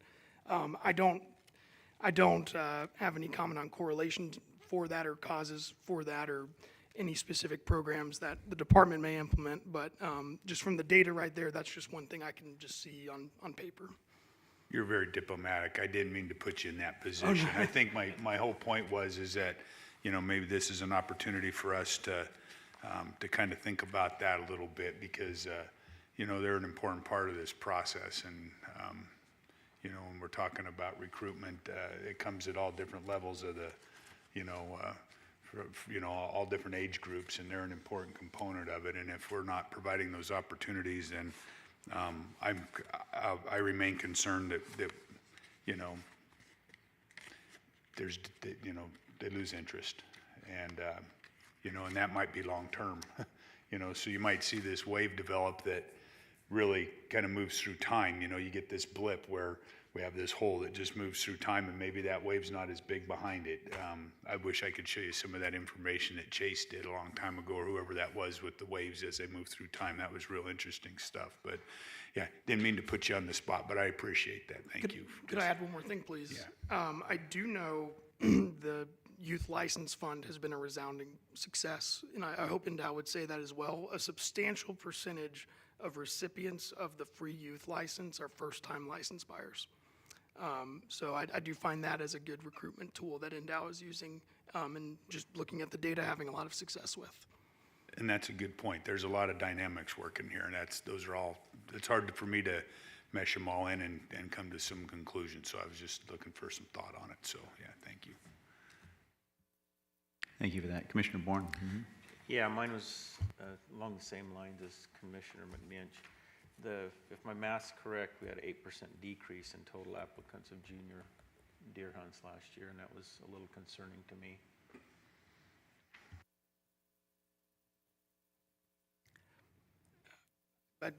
I can't really speak to causes or correlations. That's just the data I have, so. All right, perfect. Anything else? Other comments, questions? Perfect. Thank you for that. Really Thank you very much for the opportunity. You bet. All right, and moving on real quickly here to the last item in this agenda. This is 7F. This is tag allocation and application hunt committee report. Committee Chair Tommy Caviglia. Report will be provided on the recent TAC meeting. Thank you, Chair. So the TAC committee met on Monday. In the previous meeting, we had kind of asked the department, I guess, to look at 3 different scenarios just to kind of see how it would play out. One of those was going to kind of I guess you'd say like a preference point set aside. One was the once in a lifetime on the sheep, and the other one was cubing points for a certain user group. And the department provided, I mean, an excellent report. And I guess the department is going to post that online for everybody to look at. But I think the biggest takeaway from it is demand way far out exceeds our applicant, what's available for tags. And then when looking at the data to try to change anything, the data shows it would benefit a very small user group to the detriment of the bigger user group. Without really getting the weeds, I mean, I can get into the weeds, but the department's going to post everything. It's just the demand is so high for so few tags. I don't think there's a magic bullet that's going to help anything with what we looked at. So the committee just selected to drop it, I guess, not to proceed with any of those 3 options. And also, if anybody has a magic bullet, I think the committee be more than happy to look at it, in a future meeting. But and just kind of following what Zach showed, you look at the demand way out exceeds the resource, right? So, it's kind of makes you kind of cry when you look at the draw odds, but I don't think there's anything to help it. So, Commissioner Young. Yeah, no, thank you, Chair. And I think the committee did a good job, and thank you to Mr. Maples and the department, really outlined it. And I'd highly recommend individuals that are engaged in this to look at that presentation. For me, at least, eliminated those 3 options as solutions to what Chair Caviglia said to that. I think ultimately, based upon that last presentation people saw, there's 3 main issues specifically for the bighorn sheep and goat issue with the high bonus point holders not drawing, lower number of tags, higher number of apps, and then also the selection of the individuals that are selecting these high bonus point or these highly coveted units. One example was in the committee is that an individual drew a high number and would have drawn a sheep tag, but he had only 1 selection only. And so for the most coveted unit, where there's only 4 tags. So there's 42,000 people putting in for bighorn sheep, and there's 4 tags for that one of those top units. So that's kind of explains what's happening. But to Chair Commissioner Caviglia's point, we're happy to continue to look at it. Another point was brought up is that maybe going into the first come, first serve, and maybe allowing only individuals with high bonus points for sheep or goat to see the bighorn sheep tags only. So kind of give them another bite at the apple or easier opportunity to get one of those first come, first serve sheep tags. But again, I don't know where the committee goes on that. So, but a real pleasure doing that review with Mr. Maples and everyone. Other committee member comment or? No, and I would highly recommend that everybody goes and pulls that, the presentation down. It was really well put together and kind of eye-opening, so I appreciate it from the department. All right, thanks for that report. And as a member of that committee also, I thought the the information was pretty eye-opening. I maybe went into it with some preconceived notions, but the data really told a pretty compelling story.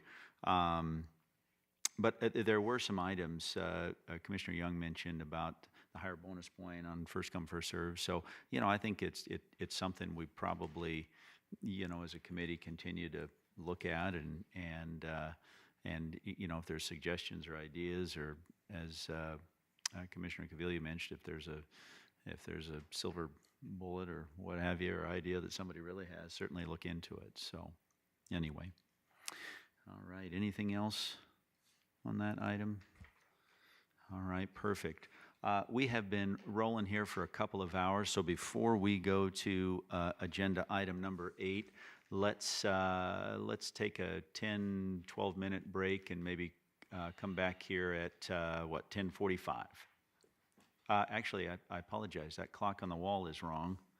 I think it's 10:30, so I did say 10:45. Let's take a 15-minute break real quick and be back here at 10:45.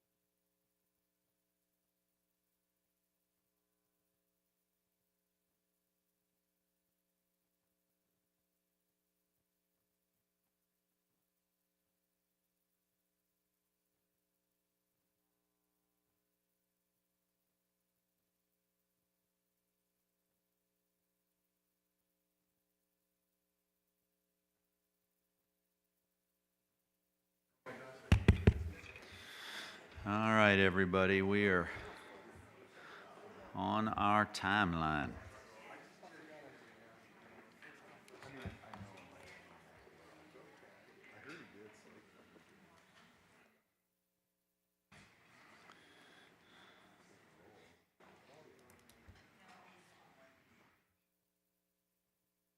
We lose.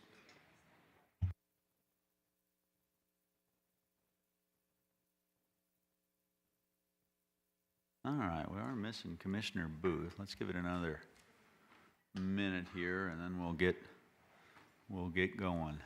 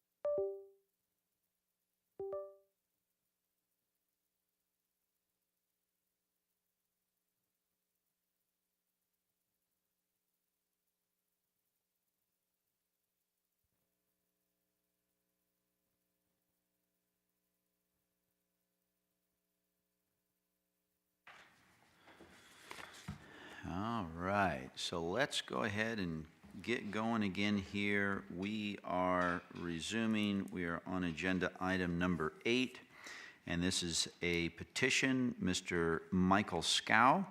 Mr. Scow has submitted a petition to add a hunt for long-term Nevada residents, 30 years or more, age 70 or older, to be allowed a deer tag in the area of the Department of Wildlife's choice during the regular season. And again, this is a possible action item. So with that, is the petitioner here, Mr. Scow? All righty, welcome. Good morning. My name is Michael Scow. I live in Pahrump currently. I'm here to present a proposal for an addition to the Department of Wildlife regulations concerning mule deer management for senior sportsmen and sportswomen. I'm a bit nervous, so bear with me here. Before I present my proposal, I'd like to give you a little bit of history so you can understand why I'm here. My father moved his family from Utah to Nevada in 1953. He purchased property in Sun Valley in 1958, and I grew up in Nevada. I started hunting with him when I was old enough to walk and started actively hunting when I turned 12. Back then, you could go to any sporting goods store, Kmart, anything like that, and buy a hunting license, a deer tag, and a box of ammunition for about $10. So my dad died at the age of 75, and the last few years of his life, he was unable to hunt deer every season in Nevada because he was not fortunate enough to draw a tag through the lottery system. It broke my heart to see his disappointment in not being able to participate in his most loved sport and not be able to have venison on the table. Now, I'm in the same boat, so to speak, where I'm unable to hunt deer this year because of the lottery system for distribution of tags. I always apply for the 5 highest quota areas, and this year I was unable to draw a tag. I know this is the luck of the draw, and there's always next year, but now that I'm getting older and watching the sand in my hourglass disappear, I'm asking myself, is there going to be a next year? I have the good fortune to be healthy enough to be able to still hunt when possible, but at my age, I'm 73, all kinds of strange things can happen. My wife and I eat mainly venison in our red meat diet, and we hunt for food purposes only.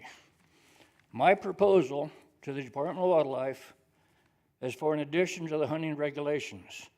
That addition would be any licensed Nevada sportsman or sportswoman with a minimum of 40 years residency in Nevada and at least 70 years old be offered to purchase a deer tag in an area chosen by Nevada Department of Wildlife for deer herd management purposes. This could be a buck tag or a doe tag, depending on the necessity of thinning the herd in that particular area. The hunter would not be guaranteed a successful hunt, but would be able to apply his or her skills in harvesting a deer in the area of that herd management.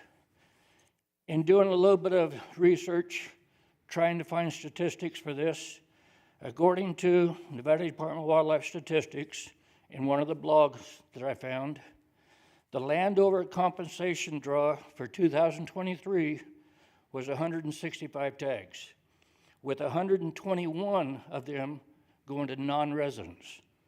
I know the non-resident sportsmen bring a lot of money into the state, but it's my opinion that our elder, long-term resident sportsmen should benefit before the non-residents.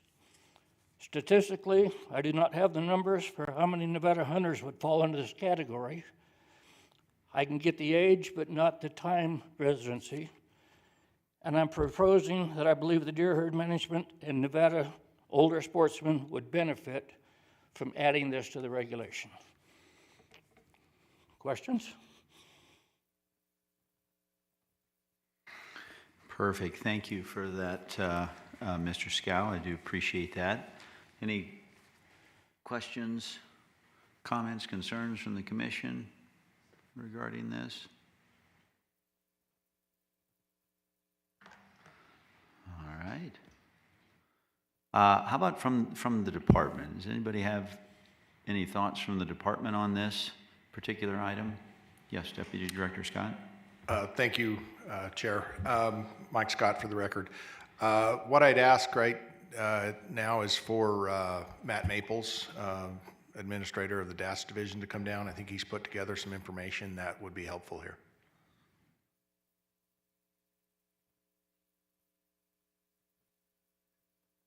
Thank you, Chairman Rogers, members of the commission, and Mr. Scow. We've put together a few statistics on kind of the effect that this proposal would have, and a few numbers for the commission's consideration. The total resident mule deer quota in 2024 was 7,564 tags. We currently have 3,035 resident hunters that are 70 years of age or older. And in order to award each of those resident hunters in that given age bracket a tag would consume 40% of the available resident mule deer quota and 60% of any legal weapon tags. This is for first choice selections. Many of our hunters are exceed 70 years old. Roughly 83% fall between 70 and 80, 16% fall between 80 and 90, and kudos to them, a remarkable 1% or 23 individuals are greater than 90 years old and still applying for deer tags, and much respect to all of these individuals. This would create a situation where a subset of hunters could be awarded 10, 15, or 20 guaranteed mule deer tags, and so the effect on other applicants while staying within the current quota system would be relatively significant. 553 resident applicants aged 70 or older were successful in the draw. That is 18%, which is higher than the overall average, most likely due to the accumulation of bonus points.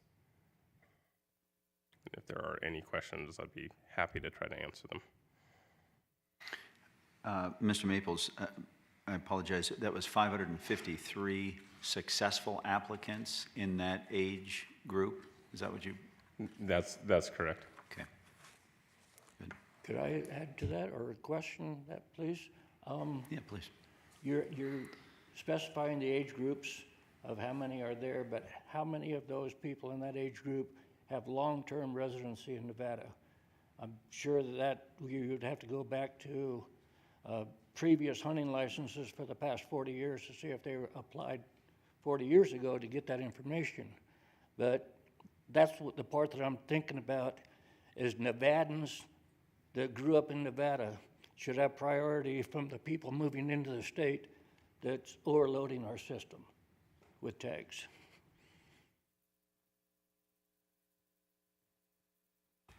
Yeah, I appreciate that point, Mr. Scow, and I hear what you're saying, that based on that age group, it's hard to determine of those 3,035 applicants, 70 years of age or older, how many in fact are, 30-year resident, 40-year resident. Maybe that number, whittles down significantly from that 3,000, I don't know, so.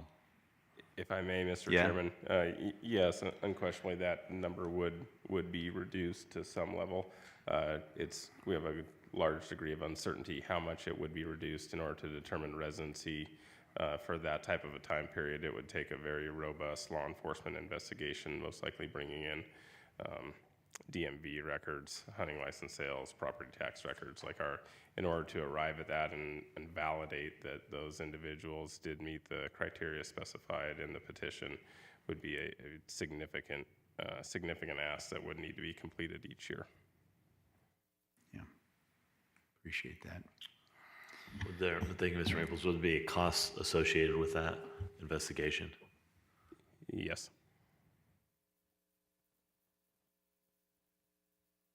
All right, anything else from the commission? All right. Yeah, yes, Commissioner Bourne. I guess I would be concerned if we gave guaranteed tags to a certain age group, that we would be open ourselves up for legal issues with other age groups.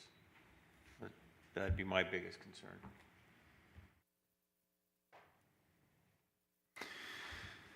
Yeah, point taken. I don't know the answer to that. I suspect that, yes, there probably would be some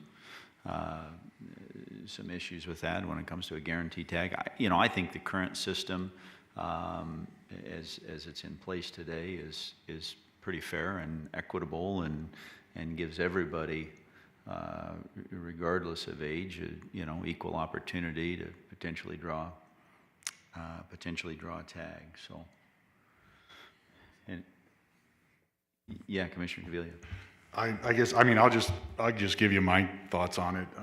I see the department's concern with the determining residency. That, I think that's a giant obstacle to overcome. That would be extremely difficult. And then also it's kind of what we saw in CalComey presentation, what the TAC committee looked at, trying to carve set-asides for different user groups. As much as I appreciate the situation, it gets really difficult, and it's to the detriment of everyone else. It truly is. And I do think our system is probably one of the fairest. And I appreciate Mr. Scow coming forward here today, but I'm not going to be for the petition. Yes, Commissioner Walther. Yeah, I absolutely have nothing against this age group at all. I'd love to see my dad draw. I'd love to see my 94-year-old neighbor that still applies draw. I'd love to go on a hunt with both of those individuals. I think my heartburn on this discussion is, if we're going to be moving tags out of anywhere, I want to see them go to juniors. And so I can't support this either. Yes, Vice Chair Young. Thank you, Chair. Thank you, Mr. Scow, for coming down and participating today. We do appreciate you coming down, and I wish a lot more sportsmen would come down and kind of engage. With that being said, I have significant concern for kind of the reasons said by Commissioner Walther and Commissioner Caviglia. It's going to take an extensive financial burden to create this system, and starting any kind of a process where we're rewarding tags to specific individuals for specific reasons is concerning to me. And I would agree with Commissioner Walther that if we're going to award it, it would be more towards the youth to get them engaged in wildlife. So thank you for coming down, though. Thank you for listening to me. Yes, I'd like to commend you for making the effort to come down and at least have an opportunity to have a age group that I would benefit from. So thank you. All right, this is an action item, so with that, oh, I apologize. Thank you, Deputy Director Thank you, McAdoo. Mr. Chairman, members of the board, Deputy Director McAdoo. For the record, I did just want to thank you on behalf of the department.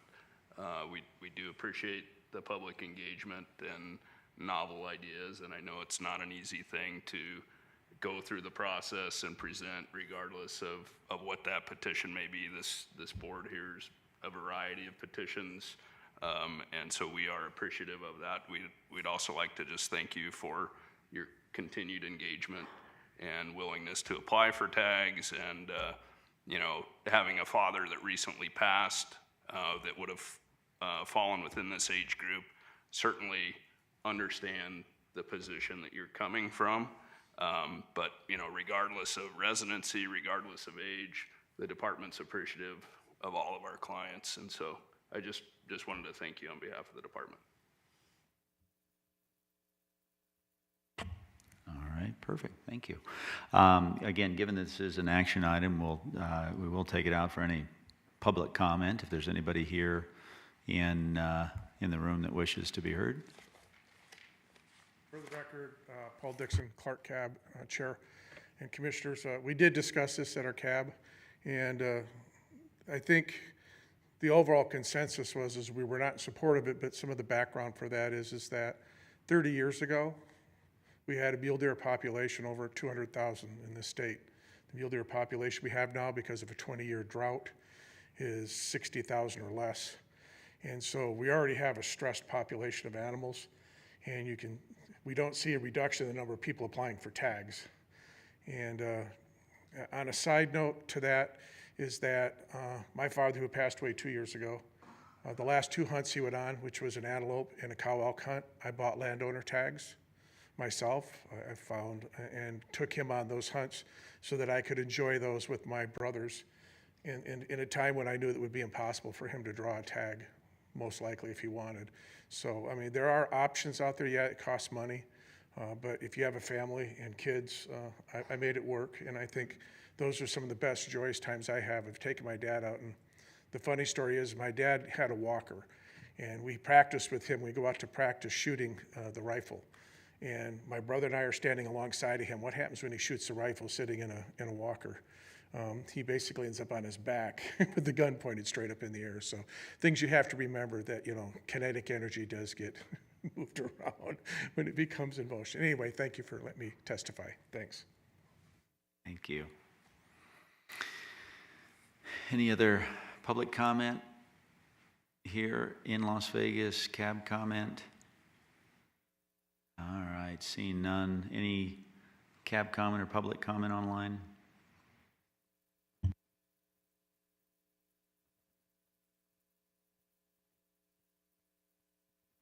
Mr. Chairman, members of the commission, for the record, Jim Cooney, Elko Cab. We looked at this, and the Elko Cab, because of several of the reasons that have already been stated, opposed the processing and the adoption of the petition. Thank you.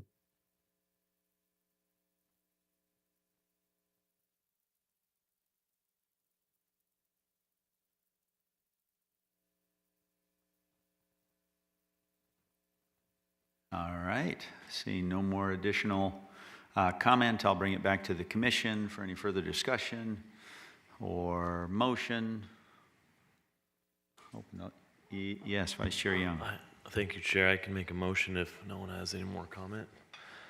I'm going to make a motion on agenda item number 8, Mr. Michael Scow's petition to add a hunt for long-term residents 30 years or more, age 70 or older, to allow a deer tag for Department of Wildlife's choice to deny that petition.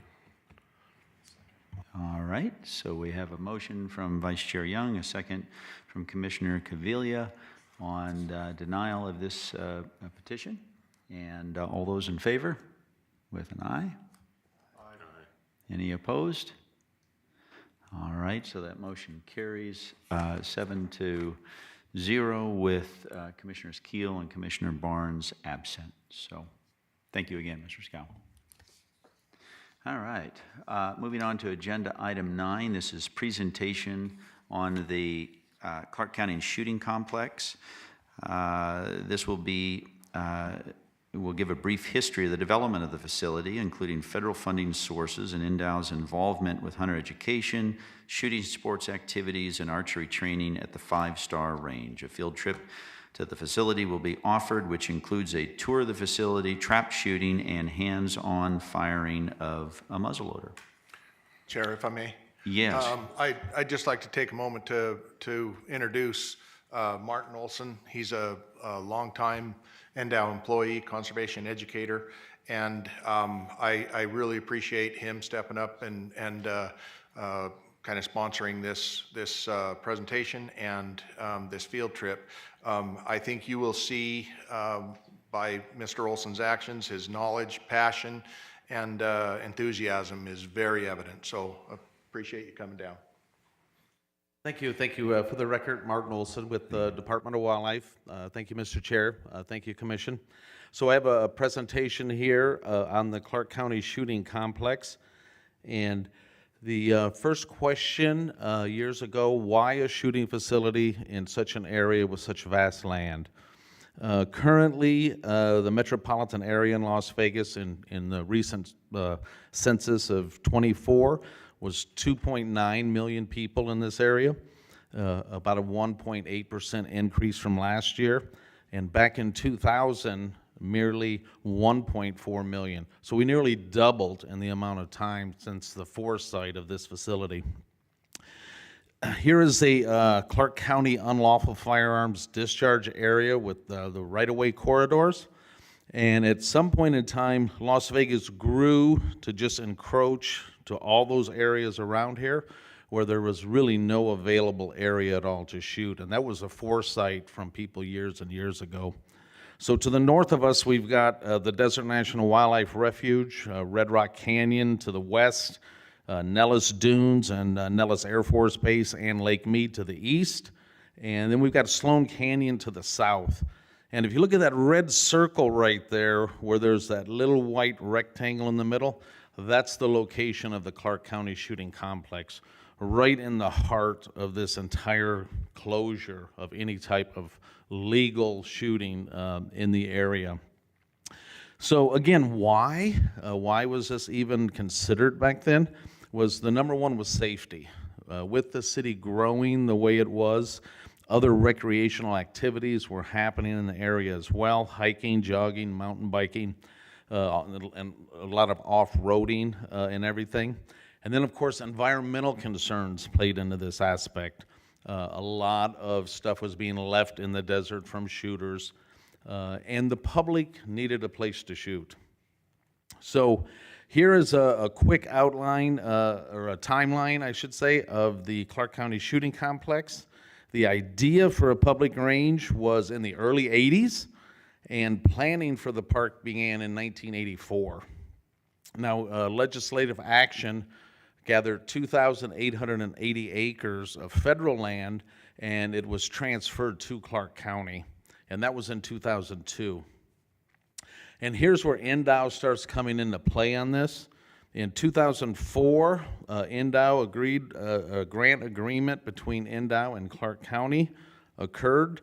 The land that was acquired was then rezoned from a rural to a public entity.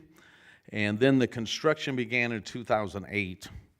The park was dedicated in 2009 and fully opened in 2010. So it was a long stretch of time between the initial idea and then the development. And the most interesting thing here is before construction, Clark County conducted several surveys of all kind, which allowed the complex to register and make eligibility for a 5-star shooting range, which there's only 12 in the United States, and one is right here in Clark County. So the Clark County Shooting Complex was designed to be built in 3 phases. The first phase was a public phase, second was an events module, and third was a service module. So the very first phase on the map I'm about to show you was all in yellow. The rest of this was phase 2 and 3. So here's what we're looking at initially. When the park began, and because of NDOW's involvement with it, the very first facility that was built there was called the Hunter Education Center, along with a public range and a public trap and skeet range. The phase 1 is the yellow buildings, and the estimated cost back then was $60 million. $12 million of that was designed for flood control. And phase 1 was completed, and then we can step back in time and remember that 2008 Great Recession, so things kind of started to change. So we talked about the need, and we talked about the objective a little bit, but the approach, how do we get there? And that's where the Department of Wildlife really stepped into play. So in order for Clark County to apply for a $15 million grant to build a substantial shooting complex, the county needs $240,000 from Wildlife Restoration Money Section 10 fund that's appropriated to NDOW to start work. And that start allowed the county to apply for that SNPLMA grant money, which in essence, NDOW put money in for the entire shooting facility, not just a single building. So the county recommended a full-time employee to oversee that project startup, and funds to pay for that startup for the entire facility, again, was through NDOW. $80,000 for no more than 3 years, and the county was to come up with that matching 25% fund, which gave them a total of $320,000 to start the project.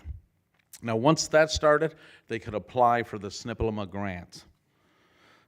So in our $240,000, that money could be allocated for any one of these segments 1 through 7.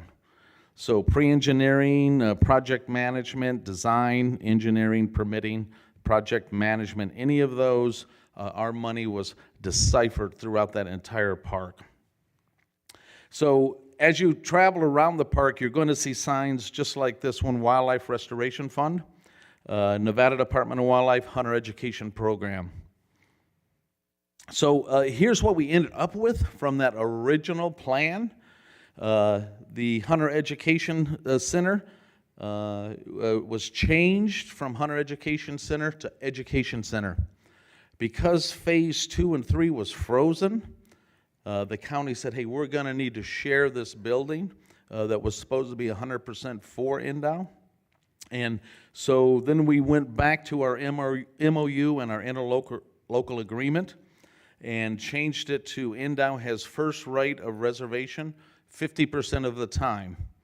And that's done a year in advance, and we can do it for anything that's primarily for NDOW or any NDOW activities. So for 182 days, which seems like a lot, but it does build up pretty quickly.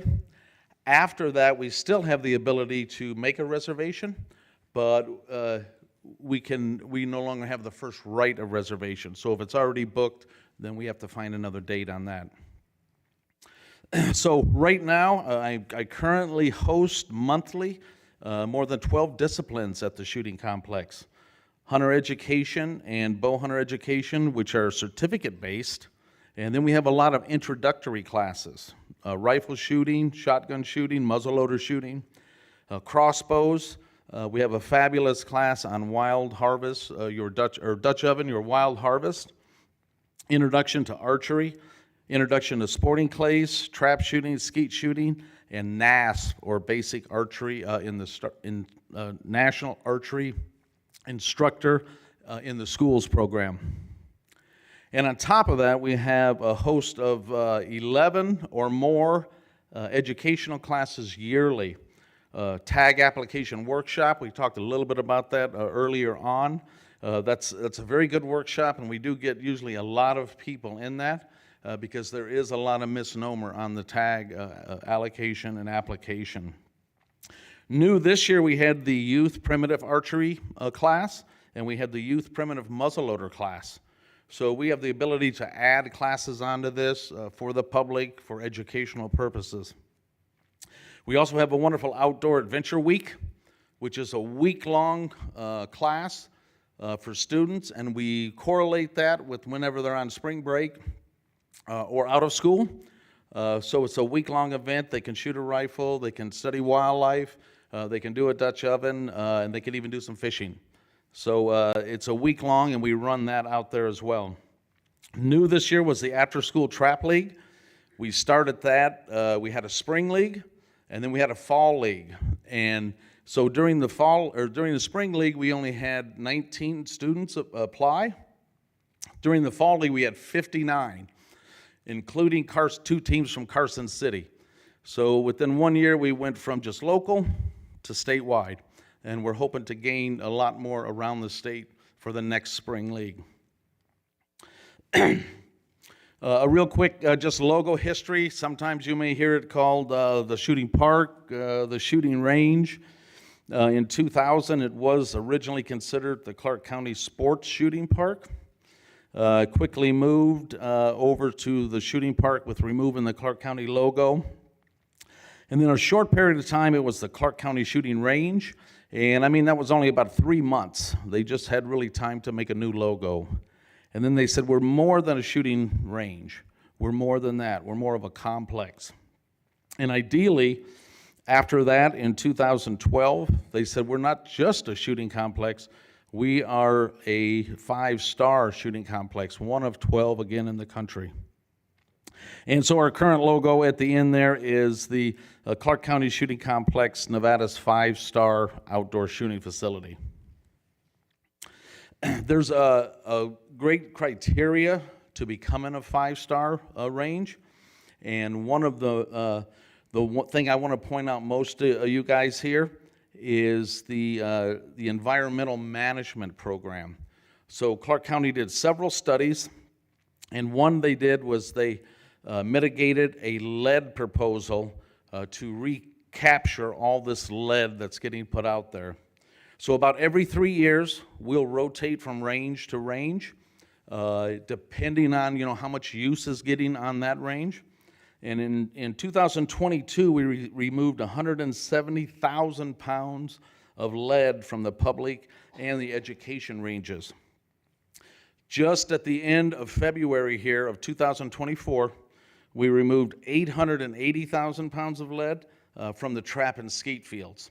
So that's quite a few people shooting there in a few years to gain that amount of lead out there. It was estimated to be 1 million pounds of lead.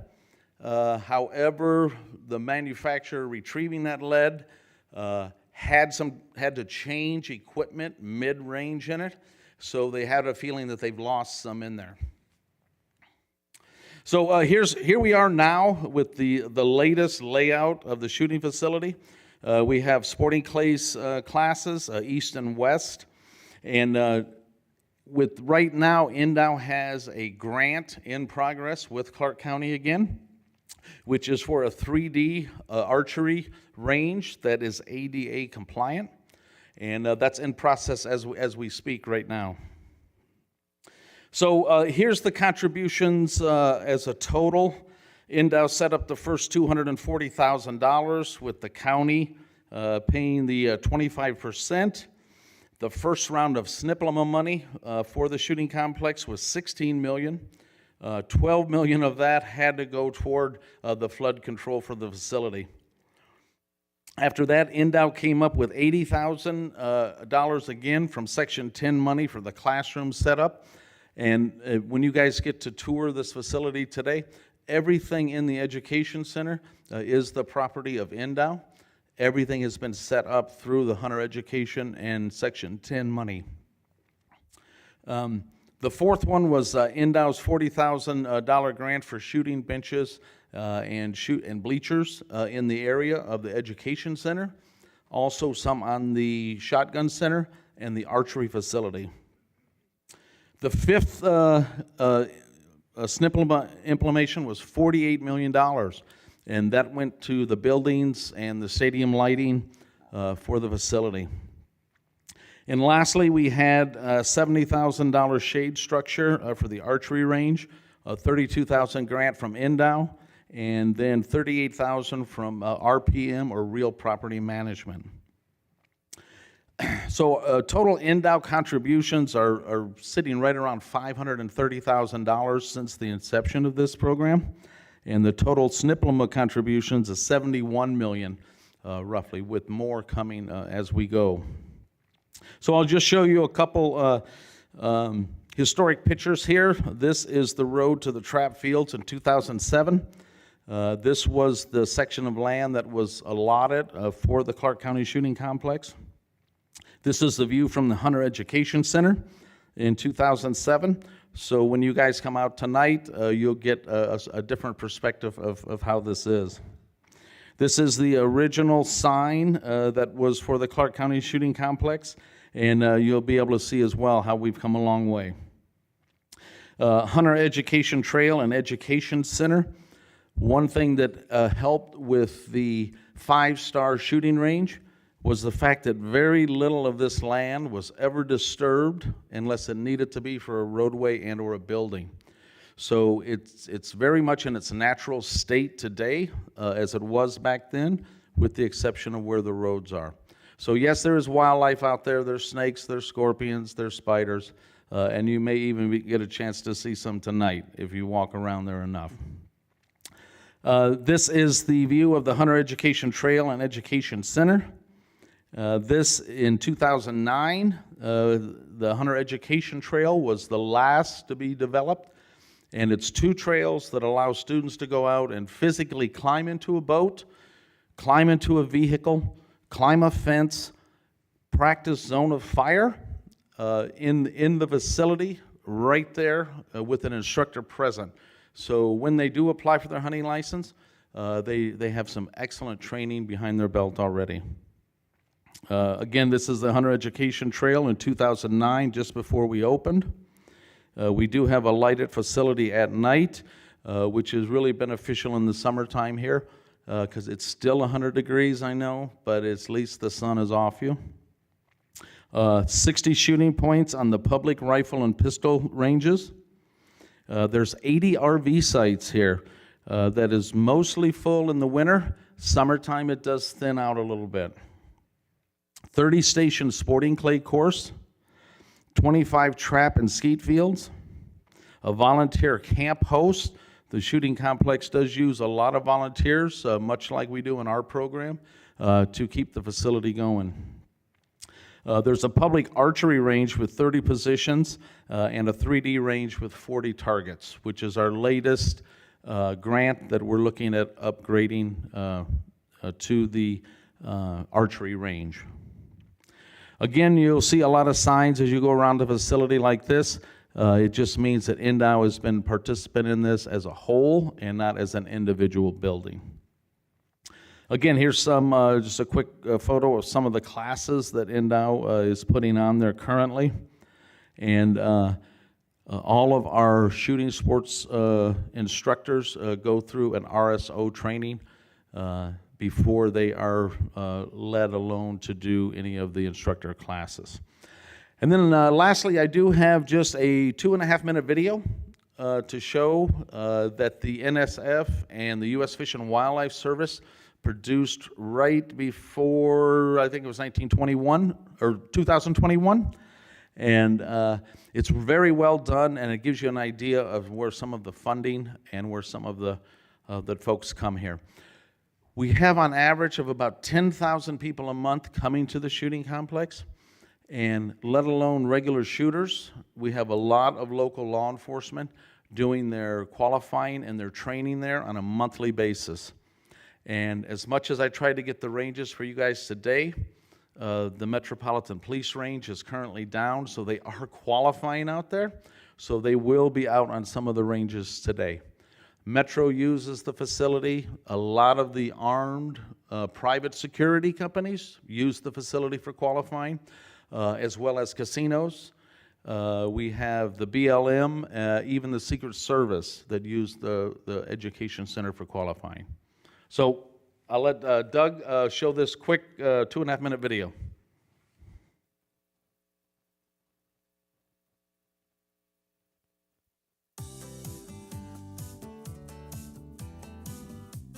My name is Nicole Hamlin.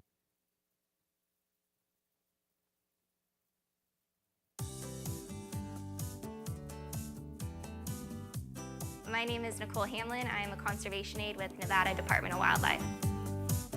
We are at the Clark County Shooting Complex. This is a partnership between Nevada Department of Wildlife and Clark County, and it's a facility that we use for a lot of our education programs, as well as it's open to the public.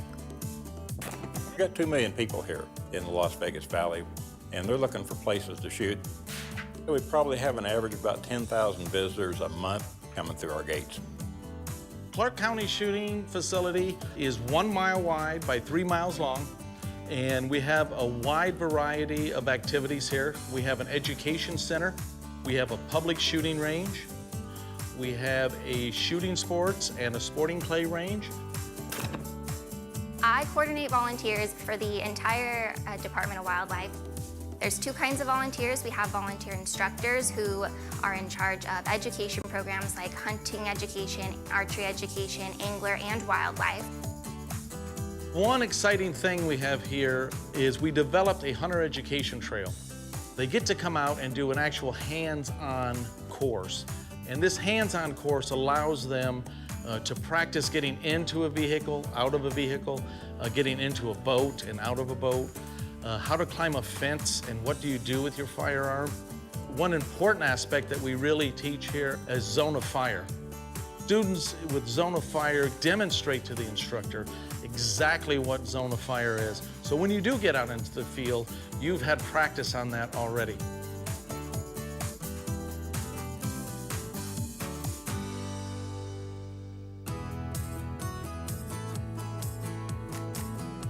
The Pittman-Robertson Act was enacted in 1937. It provided an excise tax on firearms and ammunition, and it dedicated those funds specifically for state game and fish agencies to run conservation programs in the United States. Since 2014, 776 ranges have either been built or enhanced. I think manufacturers are the cornerstone of this model. So many of the smaller facilities, especially, that are scattered around the state, I mean, they operate almost totally on what they receive from that type of funding and volunteer help. And I mean, they're the backbone. We're all in this together. It's kind of like a full circle. And the preservation aspect of it is really important to me for future generations to also enjoy. We would just like to say thanks to all those manufacturers who proudly contribute to that program. Without you, we simply would not exist.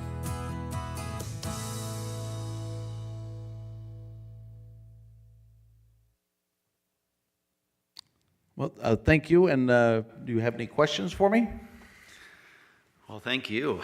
That was wonderful. I've been fortunate to be out there a time or two, and have just been to a few select places, so it was nice to get a complete overview. So thank you for that. Yes, Commissioner Booth. Yes, thank you, Martin. As a hunter education instructor myself, I'm amazed of what you've done there. Have you been there since the beginning? I have been. I started as the Hunter Ed coordinator here in Southern Nevada in 2007, so I came right in at the groundwork when it was coming up. So I'm fortunate enough. I'm one of the few that's around from the original, yeah, it's we've had a good vision there and a tremendous support from the agency when we reach out to do some of those new programs and stuff. Well, good. Congratulations. Your energy is contagious. Do you do you have a teaching degree, or how do you operate your curriculum for teaching hunter education? I have a bachelor's degree in biology in renewable natural resources, And I do a lot with the NRA, so I'm certified through all the disciplines in the NRA. And we take that over to our instructors. Being a chief RSO, we give people the option. NRA decided years ago that their program was good enough that you could either teach it and join the NRA, or you could just teach it and keep it on your own. So we certify everybody, and then they have the option to join the NRA if they want. We follow that program through on that aspect. Of course, there's some special things that we have to follow at the complex, because we do have to follow the same general rules that the range has out there. But that's basically how we're running all of those programs. Well, congratulations. Another thing is the RV sites. Are they for fee and reservations, or is it free parking for RVs? Well, yes and no. So if you're a volunteer with the complex out there, you get to put your RV there in the host camp for free. If you're not a volunteer, on the 80 campsites up top, there is a fee that's actually just paid there as you come in and check in. Okay, and there's water and everything? And Water, full hookups. okay. Thank you. You betcha. Wonderful. Yeah, Commissioner Gavilia. Just one real quick comment. My daughter turned 12 this last spring, and I went through the class up there, and the Hunter Education Trail is really neat, and I think it does add a lot to that class versus just having them sit in a classroom all day, to take them out and climb the fence. And Did you get take in it the boat. at the education center? We did at the education center. great. Yeah. I thought it was really, I sat in with her, but I thought it was really neat that it is a great facility that everybody will Yeah, get to we check have it. had from this video that the U.S. Fish and Wildlife and NSF put out, I've had several other state agencies call me and ask for plans for that hunter education trail, which of course there's nothing secretive there. I mean, it's just a thing, but they really like the layout of it. So. Yeah, wonderful. Thank you for that. Anything else from the commission? Questions, comments? All righty. Thank you again very much for the presentation. We appreciate it. Yes, sir. Thanks, Chair.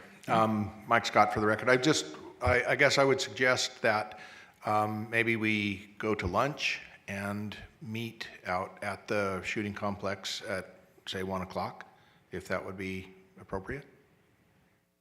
Yeah, that's fine. So, so 1 o'clock out at the actual complex meeting. Meeting Yeah, out actually, there. it may take a little bit longer to get there. It's, what is it, half an hour from here? Probably. An hour from here? Do we want to push it back a little bit later so people can have lunch and then travel out?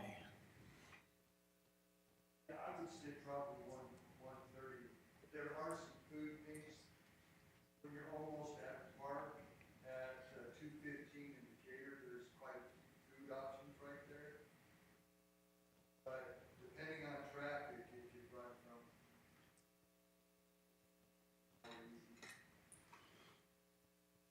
Yeah, so 1:30 I think would probably be Okay, fine. 1:30. Yeah, so it's 11:30 or just right after 11:30 now, so, yeah, so no, that's fine. So we will say.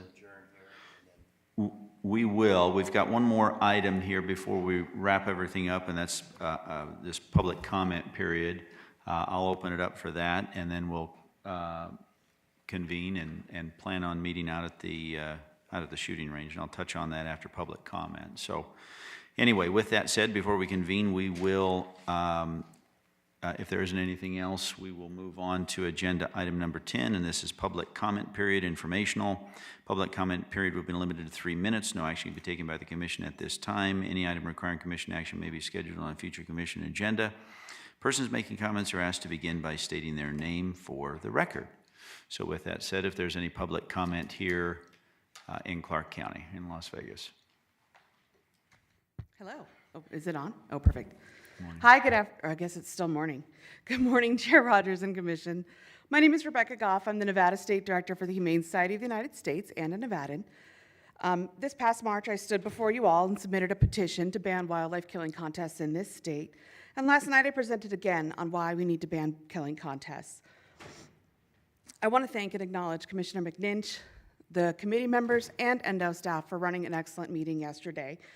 But I decided to speak today because a key component of the meeting was completely left off the report given. Last night, I gave a detailed presentation full of science and peer-reviewed studies, shared the shocking footage and videos of our undercover contests at Fallon and Reno, and released the results of a new poll conducted by the Remington Research Group that shows 71% of Nevadans were in support of the Board of Wildlife Commissioners banning wildlife killing contests in our state. And even when those polled were broken down further, across our congressional districts, men and women across all political ideologies and partisan identities were in support of the ban. Additionally, when it came to public comment, those in support of a full ban on killing contests were the overwhelming majority, both in the room and on the phone, and I suspect also via written comment, although we have not seen the results of that yet.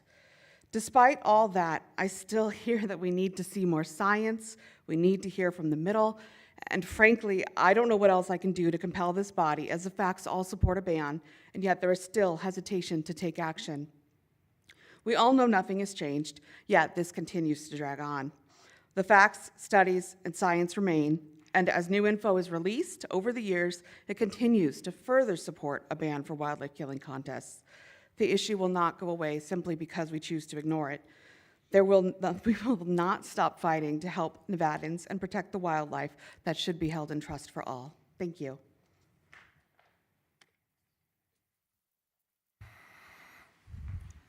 All right, anybody else here in Las Vegas?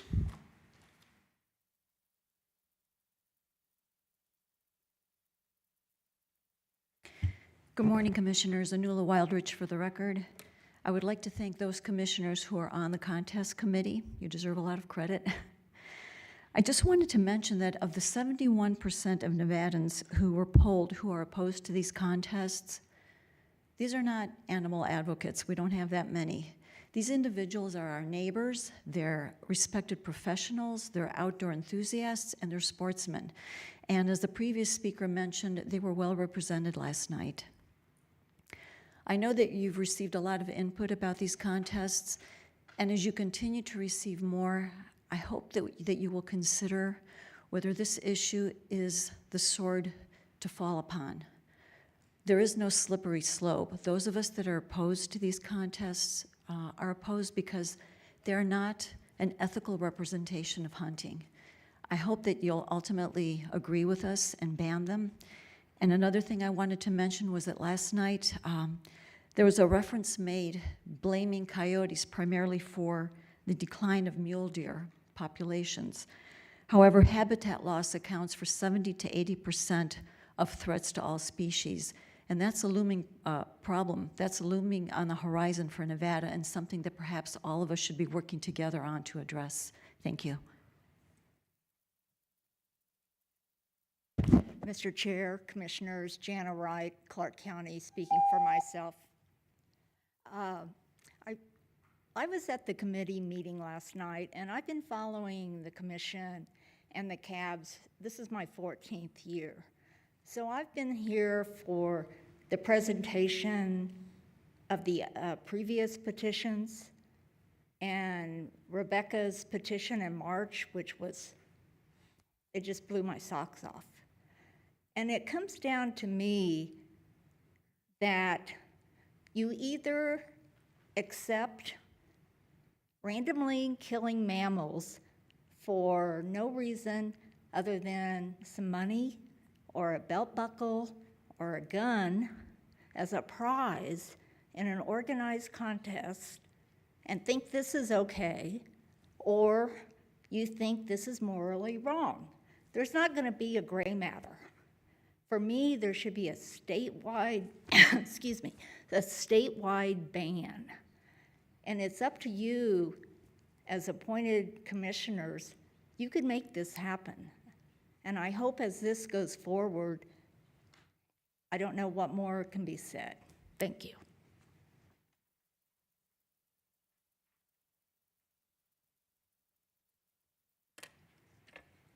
Stephanie Myers, Las Vegas. Good morning, Commissioners. One thing that concerns some of us is the composition of the contest committee. You have mostly hunters forming this committee. You need to include an equal number of the general public, which is not what you have done. Mr. Booth and Mr. Walther are hunters. How can, anyone who is a member of the general public, those of us who hold no hunting licenses, which is more than 95% of Nevada residents, how can we trust the results from committee members who are mostly hunters? We would ask that you would add some members from the general public to your committee. Thank you.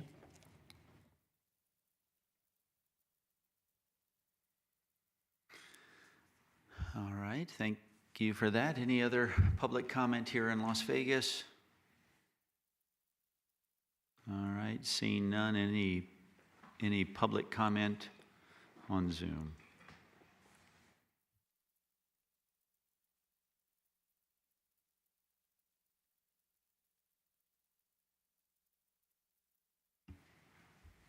Mr. Chairman, members of the committee, Jim Cooney, Elko Cab. During our cab meeting we had last Monday night, we had individuals, we had a couple of people who promote or run a couple of the coyote calling contests at our meeting. We had a very good discussion. One of the key points that was brought up was the fact that you had the committee meeting last night, and you're planning on having another one in the Reno area, getting one out into the rural area, whether it's up in the Elko area. I think that would be very beneficial. Commissioner McNinch, you did a great job last night, and I would encourage you to set the next or one of the next committee meetings for one of the areas in the rural area.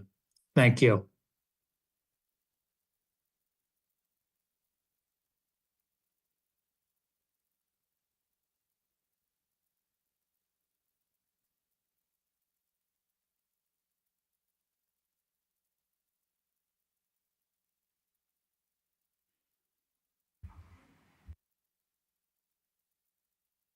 Go ahead, Ms. Olaf.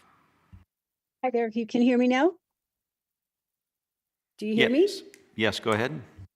Okay, thank you. This is Robin Orloff, Carson City. I am a resident of Nevada for just short of 40 years.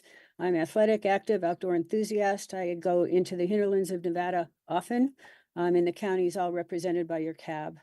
I'd like to speak to the agenda on the contest committee. I did the comments opposing it last night and today.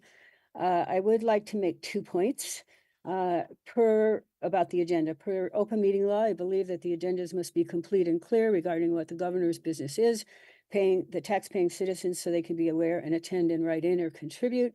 I felt like the agenda was not real clear. It said we'll hear presentations from proponents, opponents, and opponents of coyote calling contests.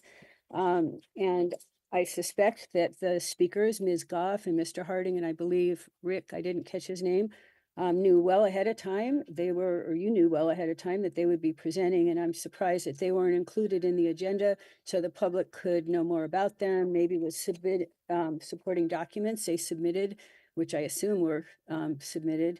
But I think for full transparency, calling the contest committee, the coyote calling, that was not really the main topic. The topic was wildlife killing contests. I think it was misrepresented and not as transparent as it could have been for the public. I also have a concern, number 2, that this committee does not include written submitted comments in the agenda, and they're only included in the minutes if the person requests that specifically. Again, transparency. I must say I go to all the Carson City meetings, and every single one of those meetings puts the written comments on the agenda if they're received 3 p.m. the night before. And for state meetings, SEC, Nevada OHV Commission, and the subcommittee, Legislature, Public Lands, and Natural Resources also include all public comments on the agenda. And they even will admit them the morning of and afterwards as time and staff permits. So I was told by your commission lawyer that these comments are too contentious. That's why they're not admitted. I think that's bias. It's not transparent. And I don't think there's any place for that determination for a public meeting. Agenda number 9, March 8th, there were 206 pages of comments sent in, and none of those were shared with the public, except a few that asked them to be on the minutes.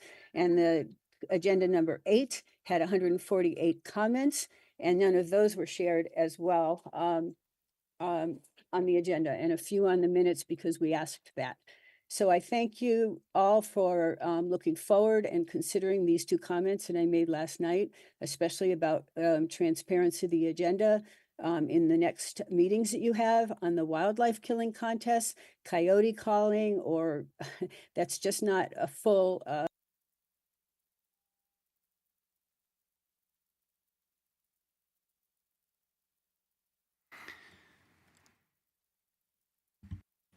We have no other public speakers.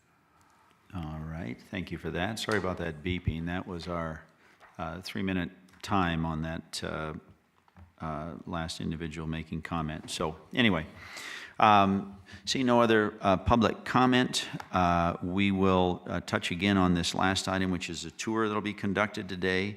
And again, this is a field trip and touring the Clark County Shooting Complex. Just a reminder that the complex is located at 11357 North Decatur, 89131. And again, that tour will take place at, I know it's 1:45 right now. Are we close to, 1:45, still okay at or 11:45. We're still okay at 1:30. Everybody?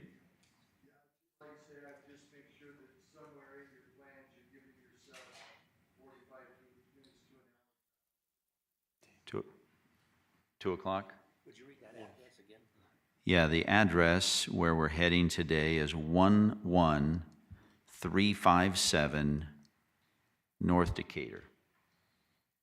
11357 North Decatur. Again, the Clark County Shooting Complex. Yeah, good question. Question was, are we meeting at the entrance? Are we meeting at up top at the Education Center?